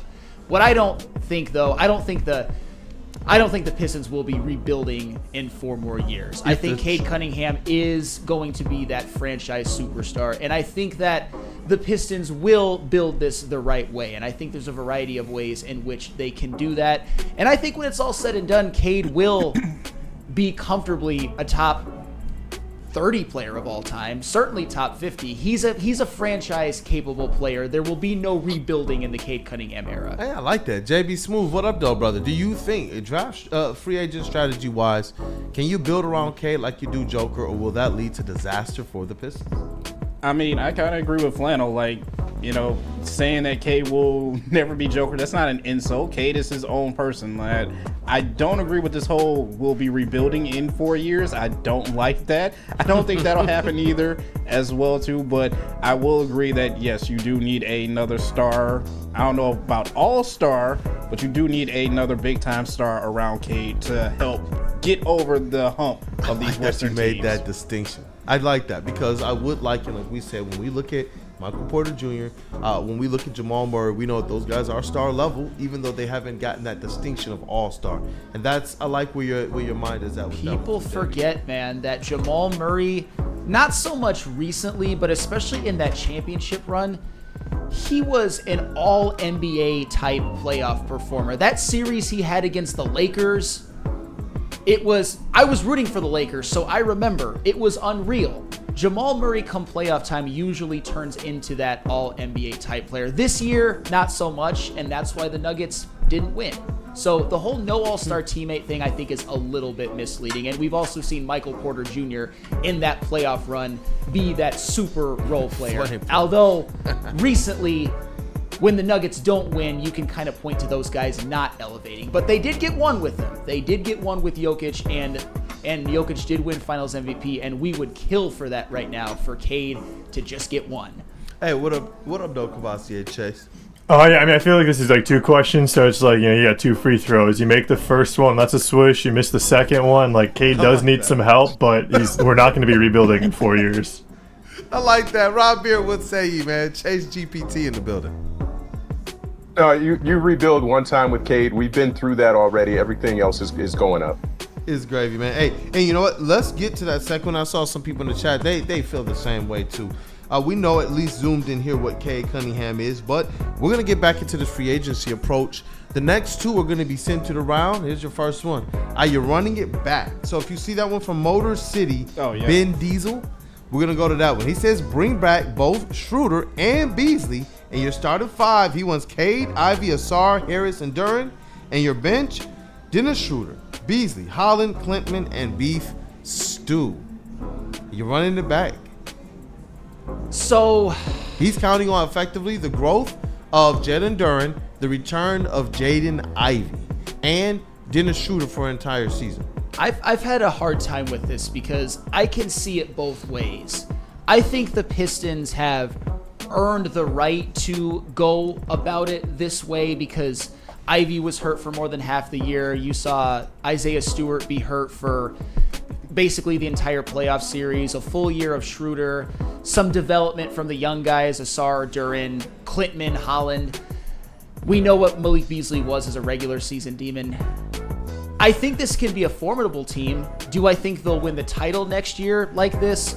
No, I do not. But at the end of the day, I don't know if there's a way in which the Pistons will win the title next year regardless. It's about more than just next year. Yeah, and I see the Shaquille Oatmeal in all caps. Guys, Ivy will be back. We don't need anyone else. So we got some people already who believe this is a swish. I'm going to go over it because I saw intern Ryan shaking his head. Hey, that dude, Justin, intern Ryan, you're running it back. Bring back the vets. Run this thing back and look at your improvements really being Ivy and Schroeder. What up, though? You comfortable with that next year for the next steps for the team?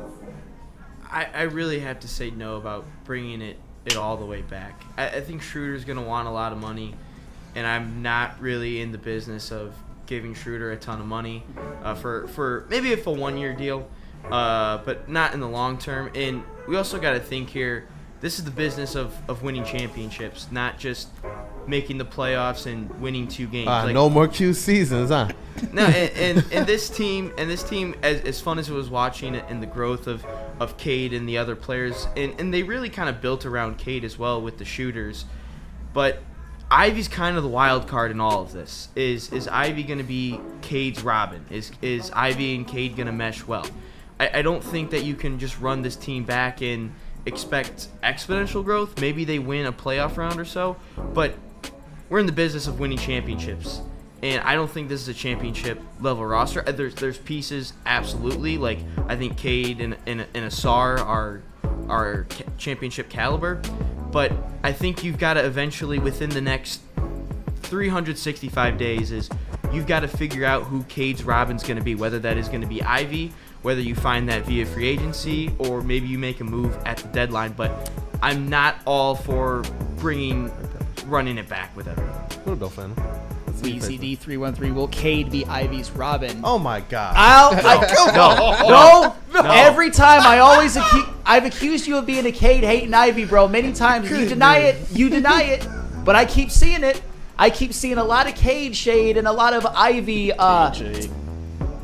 love. I will just say that. Remember something, Weezy D313. There's a lot of context to this, but the Cade hating Ivy bros do not have any leg to stand on. Not one. The Pistons were a below 500 team when Jaden Ivey was in the lineup. And I know there's a lot of context to that, but you guys have no legs to be this emboldened. You got me, Weezy. You got me. Can they have at least one leg? No. 0.0. Oh, but they would have won more games with Ivy in there. No, they were literally under 500. Have you ever seen Weezy and Stick in the same room at the same time? They are the same person. No. That isn't fair. Weezy has been a lot more complimentary over the course of the season to Cade than Stick has. Yeah, but he did call him Stick D313 yesterday. Oh yeah, Stick D313. Yeah. So shout out, man. JB Smooth, what about you, man? Are you just running this thing back? Is that the secret to the sauce with some improvement from your young players, including Jay and Ivy? I mean, I agree with Flannel. I think this team has proven to itself that they at least could attempt to run it back one more time with a healthy full roster. But then again, it's like, do you really want to waste another season? Although you'll see development from Cade and Ivy, do you want to waste another season of theirs? Not once again either making it to the Eastern Conference Finals or the championship once again. Looking at this roster, I like it, but I think it's missing something. It's just still missing something for me. Vasia? I mean, I think the definition of insanity is doing the same thing over and over again and expecting a different result. So I think if you run it back and you're expecting to get beyond the first round, you're going to be fooling yourself a little bit. Obviously, we were contending, but we didn't have enough to do it. And to not make any moves, even with Ivy coming back, he didn't have any playoff experience. And I think getting a veteran who can be a bigger part of this team as far as like either like a role player or, you know, a starter more or less, I think is going to be very crucial helping this team grow beyond like just this next season, but you know, the development of these young guys too. And it's interesting. I wanted to be able to get people's perspectives on this, and Rod Beard, give yours, because the next one's going to be more star-centered, and then we're going to get into trades, into players that people are talking about. So we have a few more after that, probably 3 more that we'll get to. But Rod, what say you on this one, man? You comfortable with running it back, and do you think that is adequate enough for the Detroit Pistons to take a step forward next year to be a top 4 squad if Ivy is that deal coming back from injury?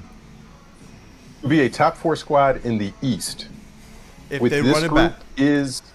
If they run it back, they can. Tobias is going to need to be more than 14 points a game. And this supposes it's that asking a you lot, are Rob. able to bring Asking back. a lot. Listen, asking a lot. I mean, wants more out of Tobias. I mean, he's getting older so too. This also means this means that you're probably paying Beasley and Schroeder some combination of 20 and 18 million. You're putting 38 million on the 2 of them, 2 bench guys. I don't necessarily love that either. But this also means that you're going to have to pay Ivy and Duren, 2 of you. If you're starting both of them, you have to pay both of them. And so this is the last version of this team that you have, because you can't pay everybody. And that's kind of what you're painting yourself in the corner to do. And if you're going to do something, I think you have to do it this summer and see what your chances are next year. Rod, bro, you were preaching on that one, and you're right when you just put it like that. When you think $30 million a year minimum for both Schroeder and Beasley, that's a lot of money. That's where your minimum high 30s. It's high 30s. That is high 30s. Yeah, golly, that's a good point. Let's get to this next one real quick, because there's a couple more I want to definitely get to. The next one is dealing with because it's the perfect segue. If they have to do something, are they getting involved in this star market? And so we'll go to this next one where, he got a whole lot of names. He doesn't care which one it is, and it's from, let's see here, Cerebro Cortec Reviews. Do you see that one up there? Yeah, he got it up there. you. If I were the Pistons, I would do whatever it takes to get Giannis, Zion, or even KD or Booker. We won't get this opportunity again. So do they go overdrive? Last one is, maybe not running back. Are you comfortable with them going out there and sinking the money, the high 30s and close to 40s, into Schroeder and Beasley, or do you think they actually need to go out here and take a swing at one of these maybe available or disgruntled stars? I promise you that I'm not trying to cop out. I think for the right deal, you pick up the phone and you listen and you consider, because the thought of pairing Cade with any of those 4, this is different than I thought you would say. It's tantalizing. Every single one of them has a lot of things to like, and I think all of them except maybe Giannis have potential drawbacks, because I still believe Are we that being serious right now? Look, go ahead. Is it April 1st? Is it April 1st? What are we doing? Every single one of these? Do you see the second one? There's a second name right there, and it says Zion. What You feel good about that? Who has been absolutely spectacular and lived up to the hype when he's played. And I understand that's a huge win. That's why I say for the right deal, if Zion can be incredibly cheap, he's not even my top choice. I'm just saying that. A lot of Zionists. Zion is... He can't be. There's a lot of Zionists. Hey, he's not my first choice. It's just that you can't deny that when he's on the court, he's an elite player. It's just we know that's the biggest I feel problem. like the Pelicans are still, though, going to try and pull a Danny Ainge and say, hey, look, we want highway robbery for if you want a chance at Zion. Sure, and I'm not saying that no highway robbery should be done at the Pistons' expense for Zion Williamson. Just so we're clear on that. But you shouldn't just hang up the phone or not even answer when you see a New Orleans area code. Hey, I love that, man. Hey, what about you two, Ryan, Justin? Any comments on this one, man? If the Pistons all in on the star this summer, because Ryan, I know these are more in line with your comments too. You were talking about you're ready to see this team go and actually make championship moves, especially with the East, which has a whole lot of dysfunction going on right now. Yeah, there's a strong possibility Giannis isn't even in the East next year. Maybe he ends up in San Antonio with that number 2 overall pick. Oh, and Lord. Pair him up with Wemby. I would like Booker. Not a huge fan of KD right now with the age and everything. And here's the thing, my take with the Zion thing.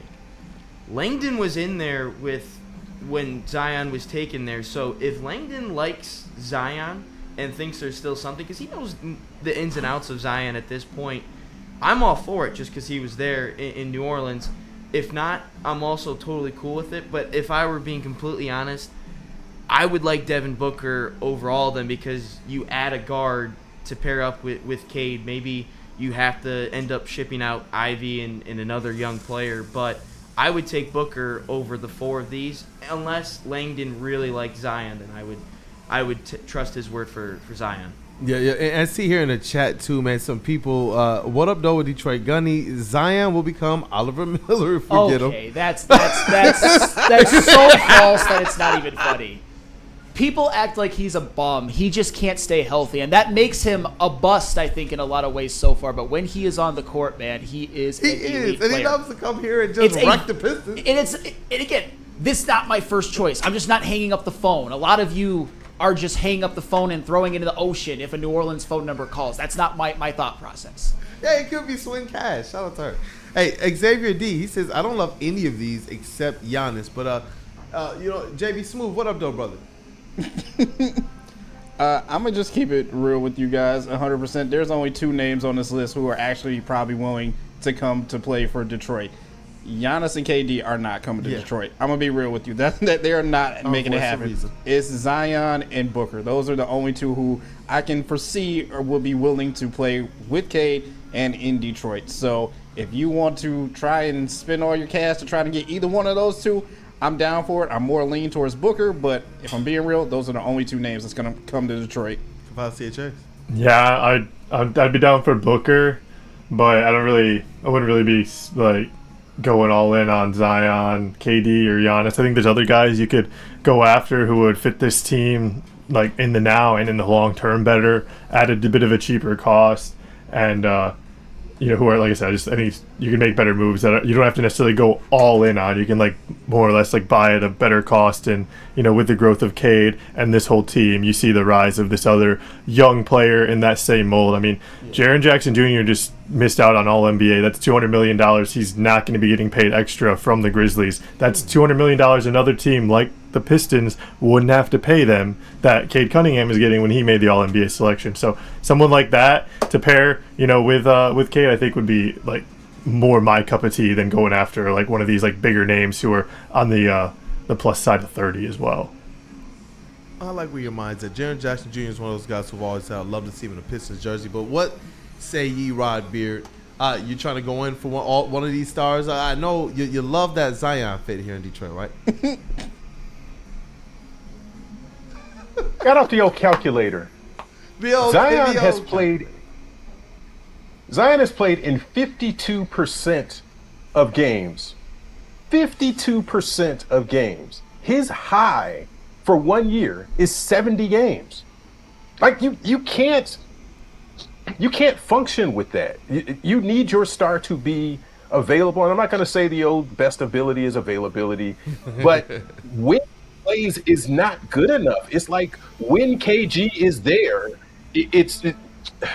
never mind. When KG is there, we get stuff like this. So I am not going to throw this away. This is past the point that I should have thrown that sticky note away. I think I'm just going to keep that. But you can't count on kind of spotty participation and spotty attendance at games, especially for a guy that you're going to pay the amount that you would be paying Zion.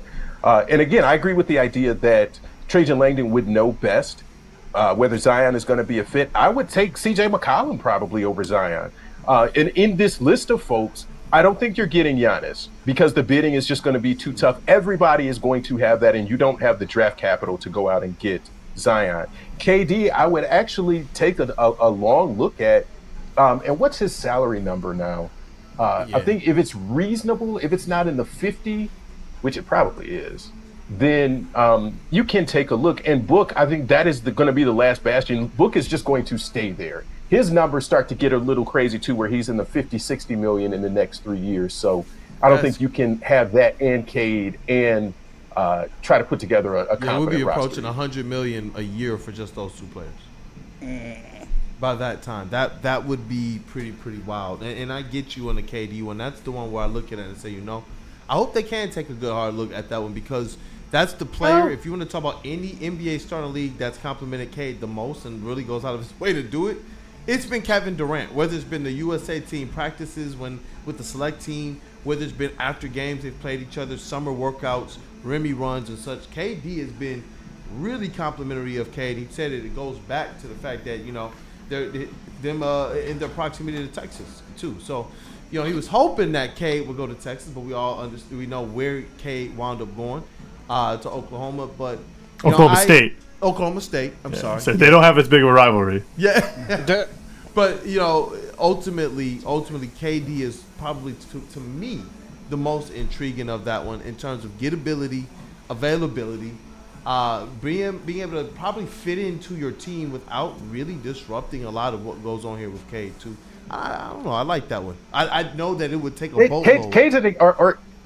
KD is expiring at 54.7, so I think you could kick the tires on that one. And what did the Pistons miss so much this year? A bucket getter. That you going down the court, you need a bucket, and you have to count on Cade. If you had it's not necessarily a Robin, but you just need somebody who can go get a bucket when you need it. Either get a bucket or bust up those double teams with the hedges that they would shade towards Cade. Yep. But I want to do a couple of these really quickly, so we'll get through them. And then, so if you have something to spend, definitely. But let's put the one up from DeMar 0805. It's a new name to our free agency board. We will talk about this one even probably a little bit more next week.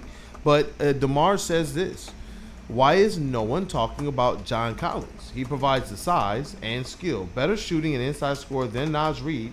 He also isn't a huge name, so he is probably wouldn't cost as much. And we know he just came off of that big contract, which made him effectively a non-target for the Detroit Pistons. We heard all the rumors, but when he got to that 20 million plus mark and you heard all the dysfunction coming out of Atlanta, it got to the point where the Pistons and John Collins just weren't a fit. But now you have another opportunity where at one point in time they did believe he could run with this young squad and be a fit.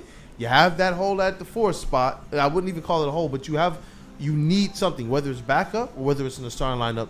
Some people believe that it is John Collins. What say ye, Flannel Sam? I think John Collins could potentially be one of the biggest bargains in the NBA next year because of his injury concerns, and rightfully so. He's missed a lot of games throughout his career. Could make him a little bit depreciated, but at the end of the day, he's an efficient scorer. He can shoot the three. He's a great rebounder, averaged more than 8 for his career, 16-point-a-game scorer for his career. For the right price, I would be thrilled with John Collins, especially given the fact that he's a 6'9" with that skill set. For the right price, I would be thrilled. That's right, JB Smooth. What's your right price? What's your right price there? That's a good question. I'm going to have to punt on this one and get back to you next week because I don't want to undershoot him. I want to see more what rumblings are, what he could get on the market before I answer that. Yeah, because would you give him 25? Would you give him 25? Would you give him 25? I wouldn't be upset. Okay, that's fair. I wouldn't be That's upset. fair. I wouldn't call for it or pound the table for it, but I wouldn't be upset. It's goodness 25. You know what? I'm with Flynn on that one. I wouldn't be upset with it. That would be steep. That definitely gives him a little bit of a raise. But you look at the complete skill set, and what would excite me about a John Collins here is how he would fit with this core and play off of the gravity that Cade creates and provide more if he's coming off the bench. They need that, what he could bring size-wise, his activity, and how he can stretch the floor. That actually, goodness gracious, now I'm actually really starting to think, because some of these teams that are still playing, they got those guys deep in their rotation.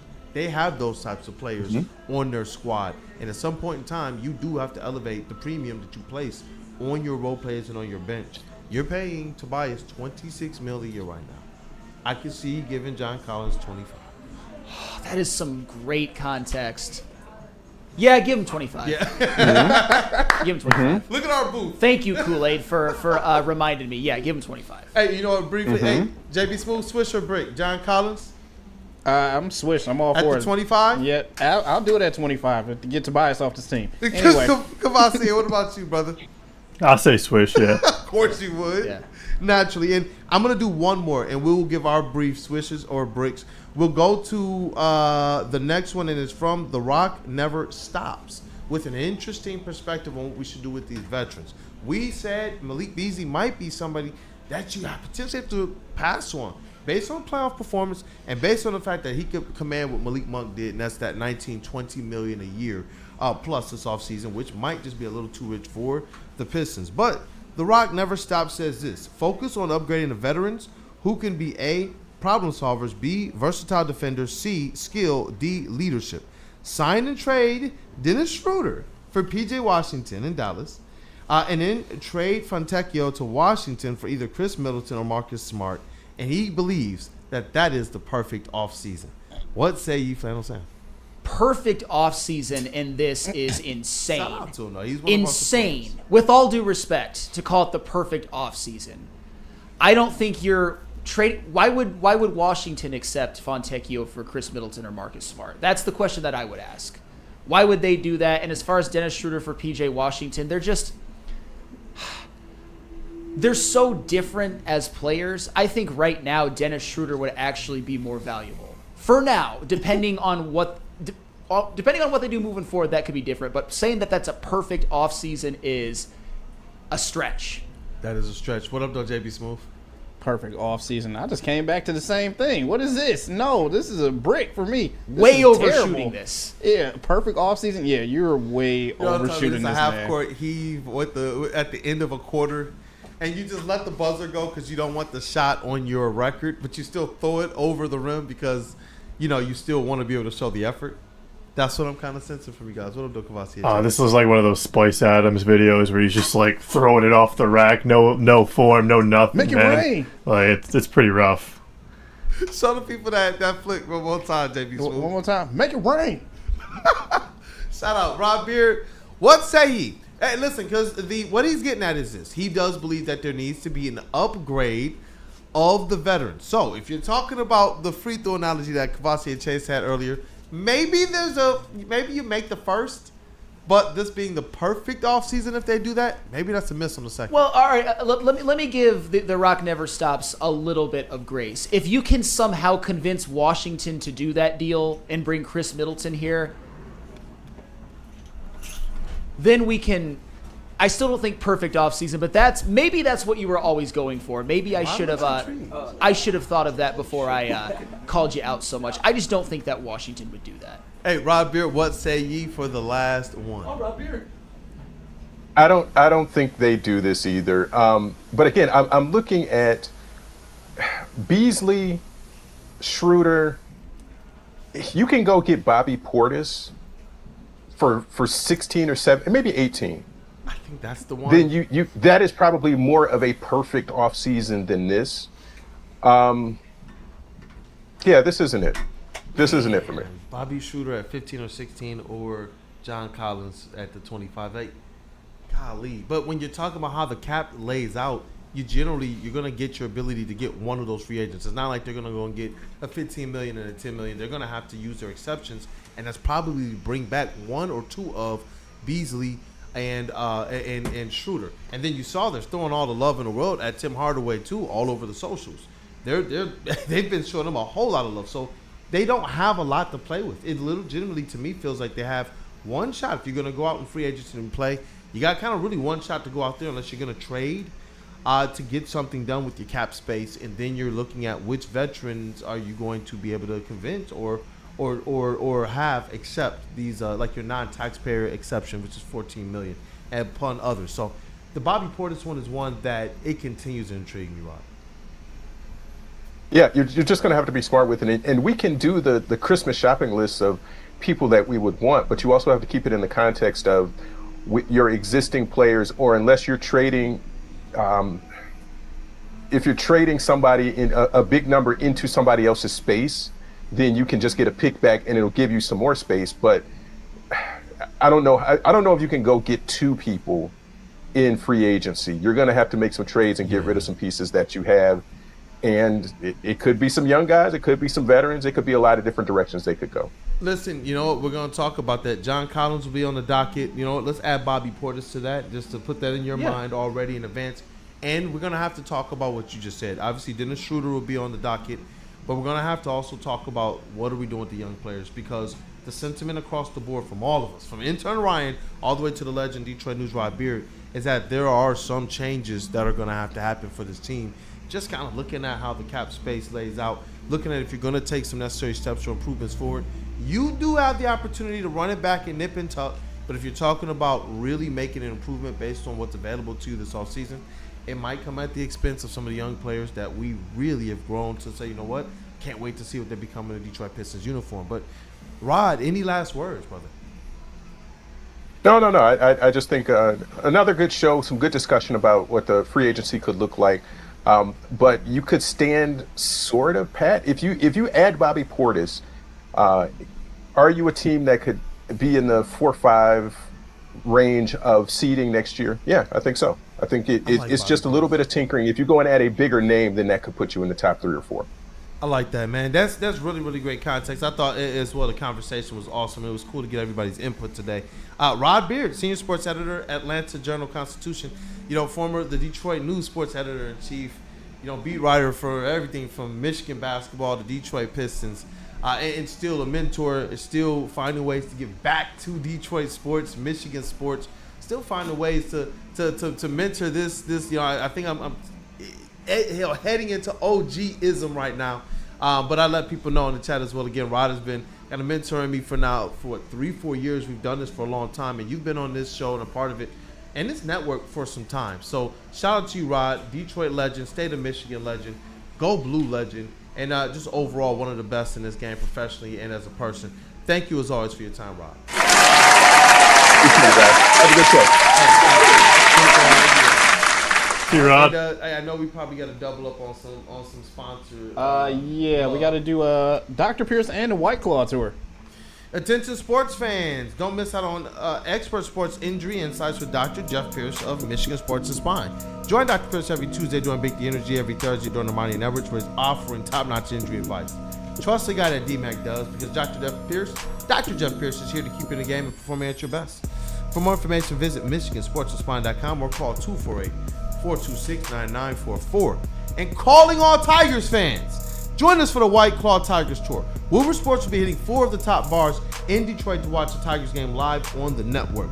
Join Spencer and Easy on Friday, June 13th, for our second stop on the tour at Nemo's Bars in Detroit. McShane's was epic. Jack from White Claw was there. We had a lot of different giveaways and such, and we want to be able to see more of you out there too for the pregame and for the game. It's a fun time.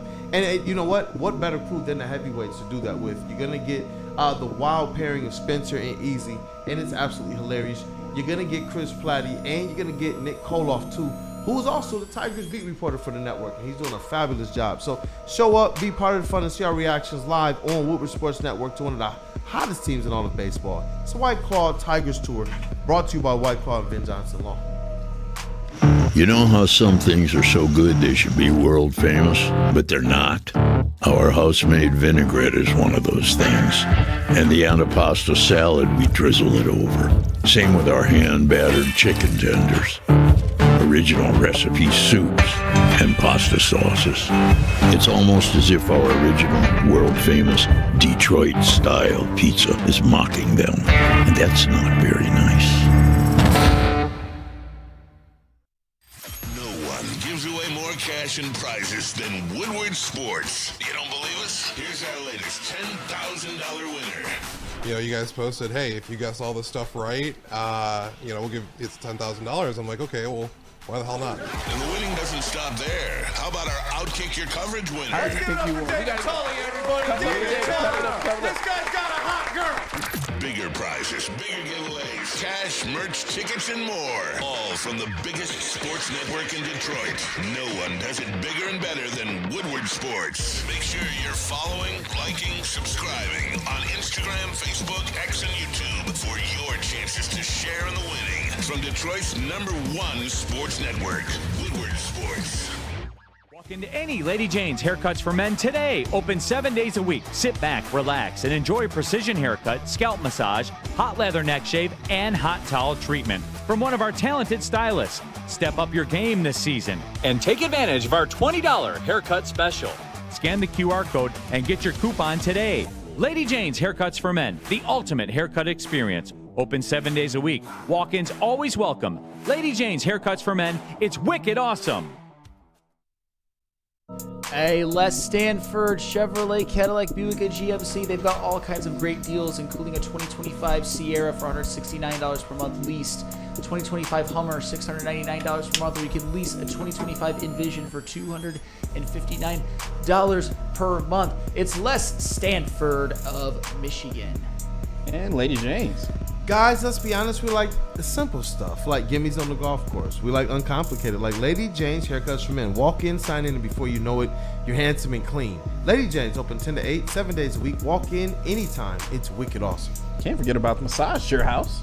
Massage Chair House. Looking to upgrade your relaxation game? Check out Massage Chair House in Bloomfield Hills, Michigan, the largest massage chair showroom in the Midwest, with the top brands for massage chairs like Infinity and Osaki. Located near the corner of Woodward and Long Lake Road. Experience luxury comfort with Dr. Eric Duncan, the wellness doc, creator of the top YouTube massage chair review channel. Book a visit at massagechairhouse.com or scan the QR code. Massage Chair House, your ticket to ultimate recovery and relaxation. And as always, Mark White. Hey, Mark White. And speaking of Mark White, I was driving around and saw some Mark White signs on houses for sale. So shout out Hey. Mark White doing his thing. Dream of a new home but fleeing the financial pinch? Mark White and Associates, your trusted real estate experts, are here to help. Mark White and his team will pay up to $5,000 of your closing costs. That's right, I said $5,000. Call Mark White and Associates today at 248-290-8242 or visit him at markwhitesales.com. Again, call Mark White today at 248-290-8242 to make your dreams come true. Hey, and we are back. It's Wake Up Woodward. It's been a show. Thank you, chat family, for being here and supporting us. Go ahead and smash that like button. And as always, we want to be able to feature you all more and more and more as a part of the platform. Your voice being a part of what, is part of the narrative, a part of what people can see too. So, not just what you do in the live chat, but even in the comment section of the video. You guys want to be able to submit your own Swisher Brick questions. You guys want to go and submit your own Triple Threat questions. You guys want to go and send in your own Prove Me Wrongs. Word to Classy and Chase and KG. Hey, go on ahead and do that. Pose them. We will take the best ones that we can get to within topic, and we will definitely discuss them on the show, as well as send in those videos. I know we got one from Freddie Felt. Yes. Hey, shout out to Freddie Felt, the legend. Yeah, I mean, if you guys want to skip the super chat, send in a video before the show, just a quick little 5, 10, 15 second little comment, and then steer us towards the conversation of what we're going to talk about too. Just if you guys want to be more part of the show, it's a great way to.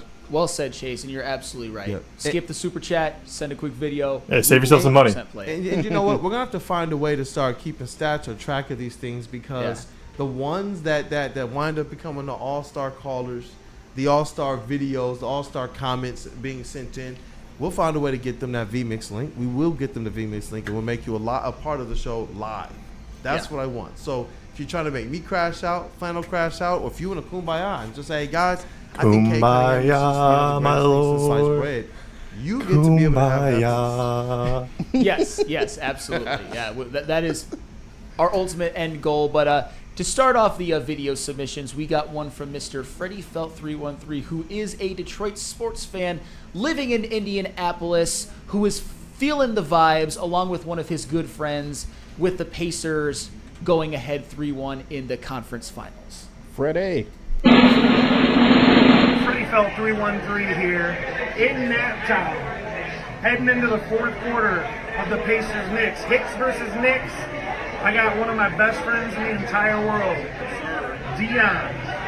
He is here as a Pacer fan. I am here as a Detroiter all day, every day. You know the vibes. Had to rep for my Pacer friends. As a Lions fan, I know how much you want a championship. The fact that you go your whole life and you're right there. We've never been there. But the Pacers have been so close so many times. So as a Lions fan, I know it's a different trajectory. But I understand that I need one. I just need one championship. So I'm here riding for my Pacer friends and my Pacer family. This is Pacer family right here. So my question to the chat and to the hosts, is there a team, like you have a relative that lives in another town that you want them to win a championship because your family or friends are there? Or do you have like a B team in a certain sport that you want to win a championship? What are your thoughts? Hit me back. Wake up, Woodward. Shout out to everybody in the studio. I'll see you in a couple weeks. We're out. Shout out to Freddie. Hey, shout out Freddie, man. Shout out Freddie Felt, and answer Looking the good with a question new first and then haircut. the comment. State the question too for the ones that couldn't hear it. Yes, because so I see intern Ryan is intrigued. The question is basically, do you have a B team that you root for, or if you have relatives or friends in another city, are you happy for them by proxy? Do you root for their teams to win so that your friend can be happy? Do you grow an attachment to said team because of that? And my B team is, and everybody should know this, the Chicago Cubs for sure. I was thrilled when they won in 2016. Obviously, it wasn't like I'd be if I saw a Tigers World Series, but I've said, if the Tigers and Cubs meet in the World Series, I'll obviously be rooting for the Tigers, but I'll be absolutely thrilled. I think it'd be great for the baseball. And to be honest, they're on a collision course. And it's funny, too, that he mentioned the Indiana Pacers, where he lives in Indianapolis right now. I think all of us growing up in this room know the Pacers as a team that's always good, always close, but never great. I've got some numbers to back that up. We cost them 1 year. Absolutely. Few years. From 1990 to 2006, the Pacers made the playoffs 16 of 17 seasons, did not win a championship, only made it to one final. I like that 2006 bookend. Hey, absolutely. And further on, once they got consistently good again, they made the playoffs every year between 2011 and 2020. Or they made the playoffs 9 out of those 10 seasons and never made the finals. The Pacers are a snake-bitten franchise. They were good right in the smack dab of the heart of the Jordan era. They were good right smack dab in the middle of a LeBron's reign of terror over the East. And then those couple opportunities where Jordan retired for a year, came back, didn't make it past Orlando, couldn't get it done those years. The year where the Pacers actually make the finals in 2000, they run into the absolute peak apex of Shaq's powers, had maybe the most dominating finals we've ever seen. So, yeah, I definitely feel a little bit of empathy for Pacer fans, even though I don't particularly like the Pacers and don't want to see Tyrese Halliburton win a finals MVP. And you know what? For me, I don't want to see... goodness gracious. Because the Pacers, we know what they meant during our run in 2004. As well as the years before that and the years after that. And so it's almost like I don't want to see them win anything. But when JB Smoove and I, at the Feldman Classic, you know, the Celebrity Invitation, we got the chance to interview one Meta World Peace. And it was interesting to hear his comments. And he was like, and we're going to get that on this show next week. And you know what he said? He believes that all 5 of the Detroit Pistons starting lineup during that time should be in the Hall of Fame. So that, I mean, not in the Hall of Fame. I'm sorry. No, he did say in the Hall of Fame. He did say in the Hall of Fame. He did say. He said that all their jerseys should be in the rafters, too. I see your face, Flannel. And he gave a lot of love to one Tayshaun Prince. He gave a lot of love to one Ben Wallace. A lot of love to Ben Wallace. And then he also, this was when we just drafted Asar Thompson. And you know what? He was like, I haven't really gotten to see him play, but the things that I know about him and the things that I hear about him, I'm kind of digging the comparisons. Let's see what he's going to be, though. I'm looking forward to him being better than me. And Flannel Sam, your face is still like that. You don't quite like what Metal World Peace had to say, huh? Tayshaun Prince in the Hall of Fame. Why do you make me do this? Shout out Metal World Why do you Peace. make me do this? I love Tayshaun. JB. I give Tayshaun so much credit for putting Kobe in jail in the 2004 finals, but he is not a Hall of Famer. There's no argument for him being a Hall of Famer. That doesn't mean that he can't be held up in high esteem in Pistons lore, but everyone in the chat, you cannot possibly actually think that Tayshaun... Even though I'm Flannel Sam and I've hated on some of your favorite players, you cannot possibly think that Tayshaun's a Hall of Famer. No way. We're going to get that video, JB. We got to play that on. I just want to see Flannel Sam react live to it, man. And I can't wait. I know we got a whole lot more on the way this summer. And I can't wait, including that event again. So we're going to see what clips we can get from it. But that might be a show this week. I actually have one more mailbag that I want to read. It was from Steve-O Baby. Sam, if the Tigers win the World Series, which Woodward Sports member would you want them to wear a Riley Greene jersey since everyone made you wear a Jamison Williams jersey? And for the record, the circumstances were a little bit different. But there is only one right answer to this. Terry Foster. Wow. The next time I see Terry Foster, I am going to actually ask him, if the Tigers win a World Series, will you get a Riley Greene jersey? Because he was the face of the Woodward Sports talent. That's a good Riley Greene was a fake all-star movement. And he had the audacity to say on that same show, and he's never gotten the flack for this that he should, that Colt Keith would have better numbers last year than Riley Greene. That's literally the worst take of all time, but because he's Uncle T, nobody cares. Shout out Uncle T. Love him, respect him. But Terry Foster, come on, man. Hey, you know looks what? good on me. It'll look even better on you, my friend. Nobody calls out a Detroit legend like my man Flannel Oh, Sam. Terry Foster is the man. It's an honor that I even get to share the same airwaves with him. That being said, that doesn't make anything that I said less true. Oh, no. You know what we know about T-Foss? He loves this type of stuff. Absolutely he does. does. Absolutely loves it. We're going to have him. We should have him on the show soon. We're gonna have him on the show soon so we can see if he's ready to break bread with you and Kumbaya on Riley Greene. I mean... Kumbaya, my lord. I was talking to prepare something. Kumbaya. But you know what, chat family, this thing, it's been an epic episode. Always, when we have the legend on, the way that you guys show him love, the interactions that we're able to have, the way that the show went, the subjects we broke down, having this whole team here. We got all the interns in the building as well.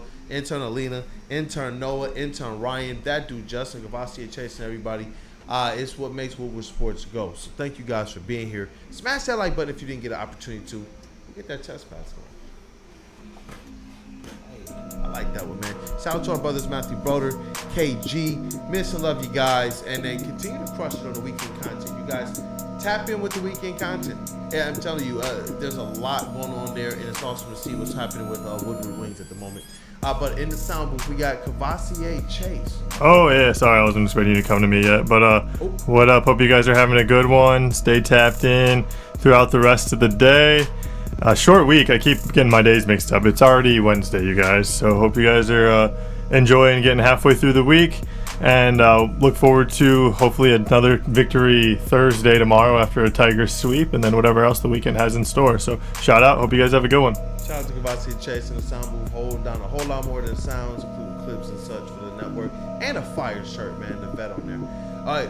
His podcast partner for Fast and Loose in the TD booth, one of Woodward Sports MVPs. That's JB Smooth. Mr. Fast! Hey, another great show once again. Shout out to everyone staying tapped in with us as well, too. Shout out to Rod for being on with us today as well, too. Another episode of Fast and Loose is out right now. Go and check it out. And Woodward Ringside as well, too. Another episode with myself and KG is out right now. And if you want a little bit more JB Smooth, check out the No Chill podcast. That's out right now on my channel as well, too. Check it out. And have yourself a day. Hey, have yourself a day. That dude, Justin, intern Ryan. What up, though? They've been working hard all show. What's good?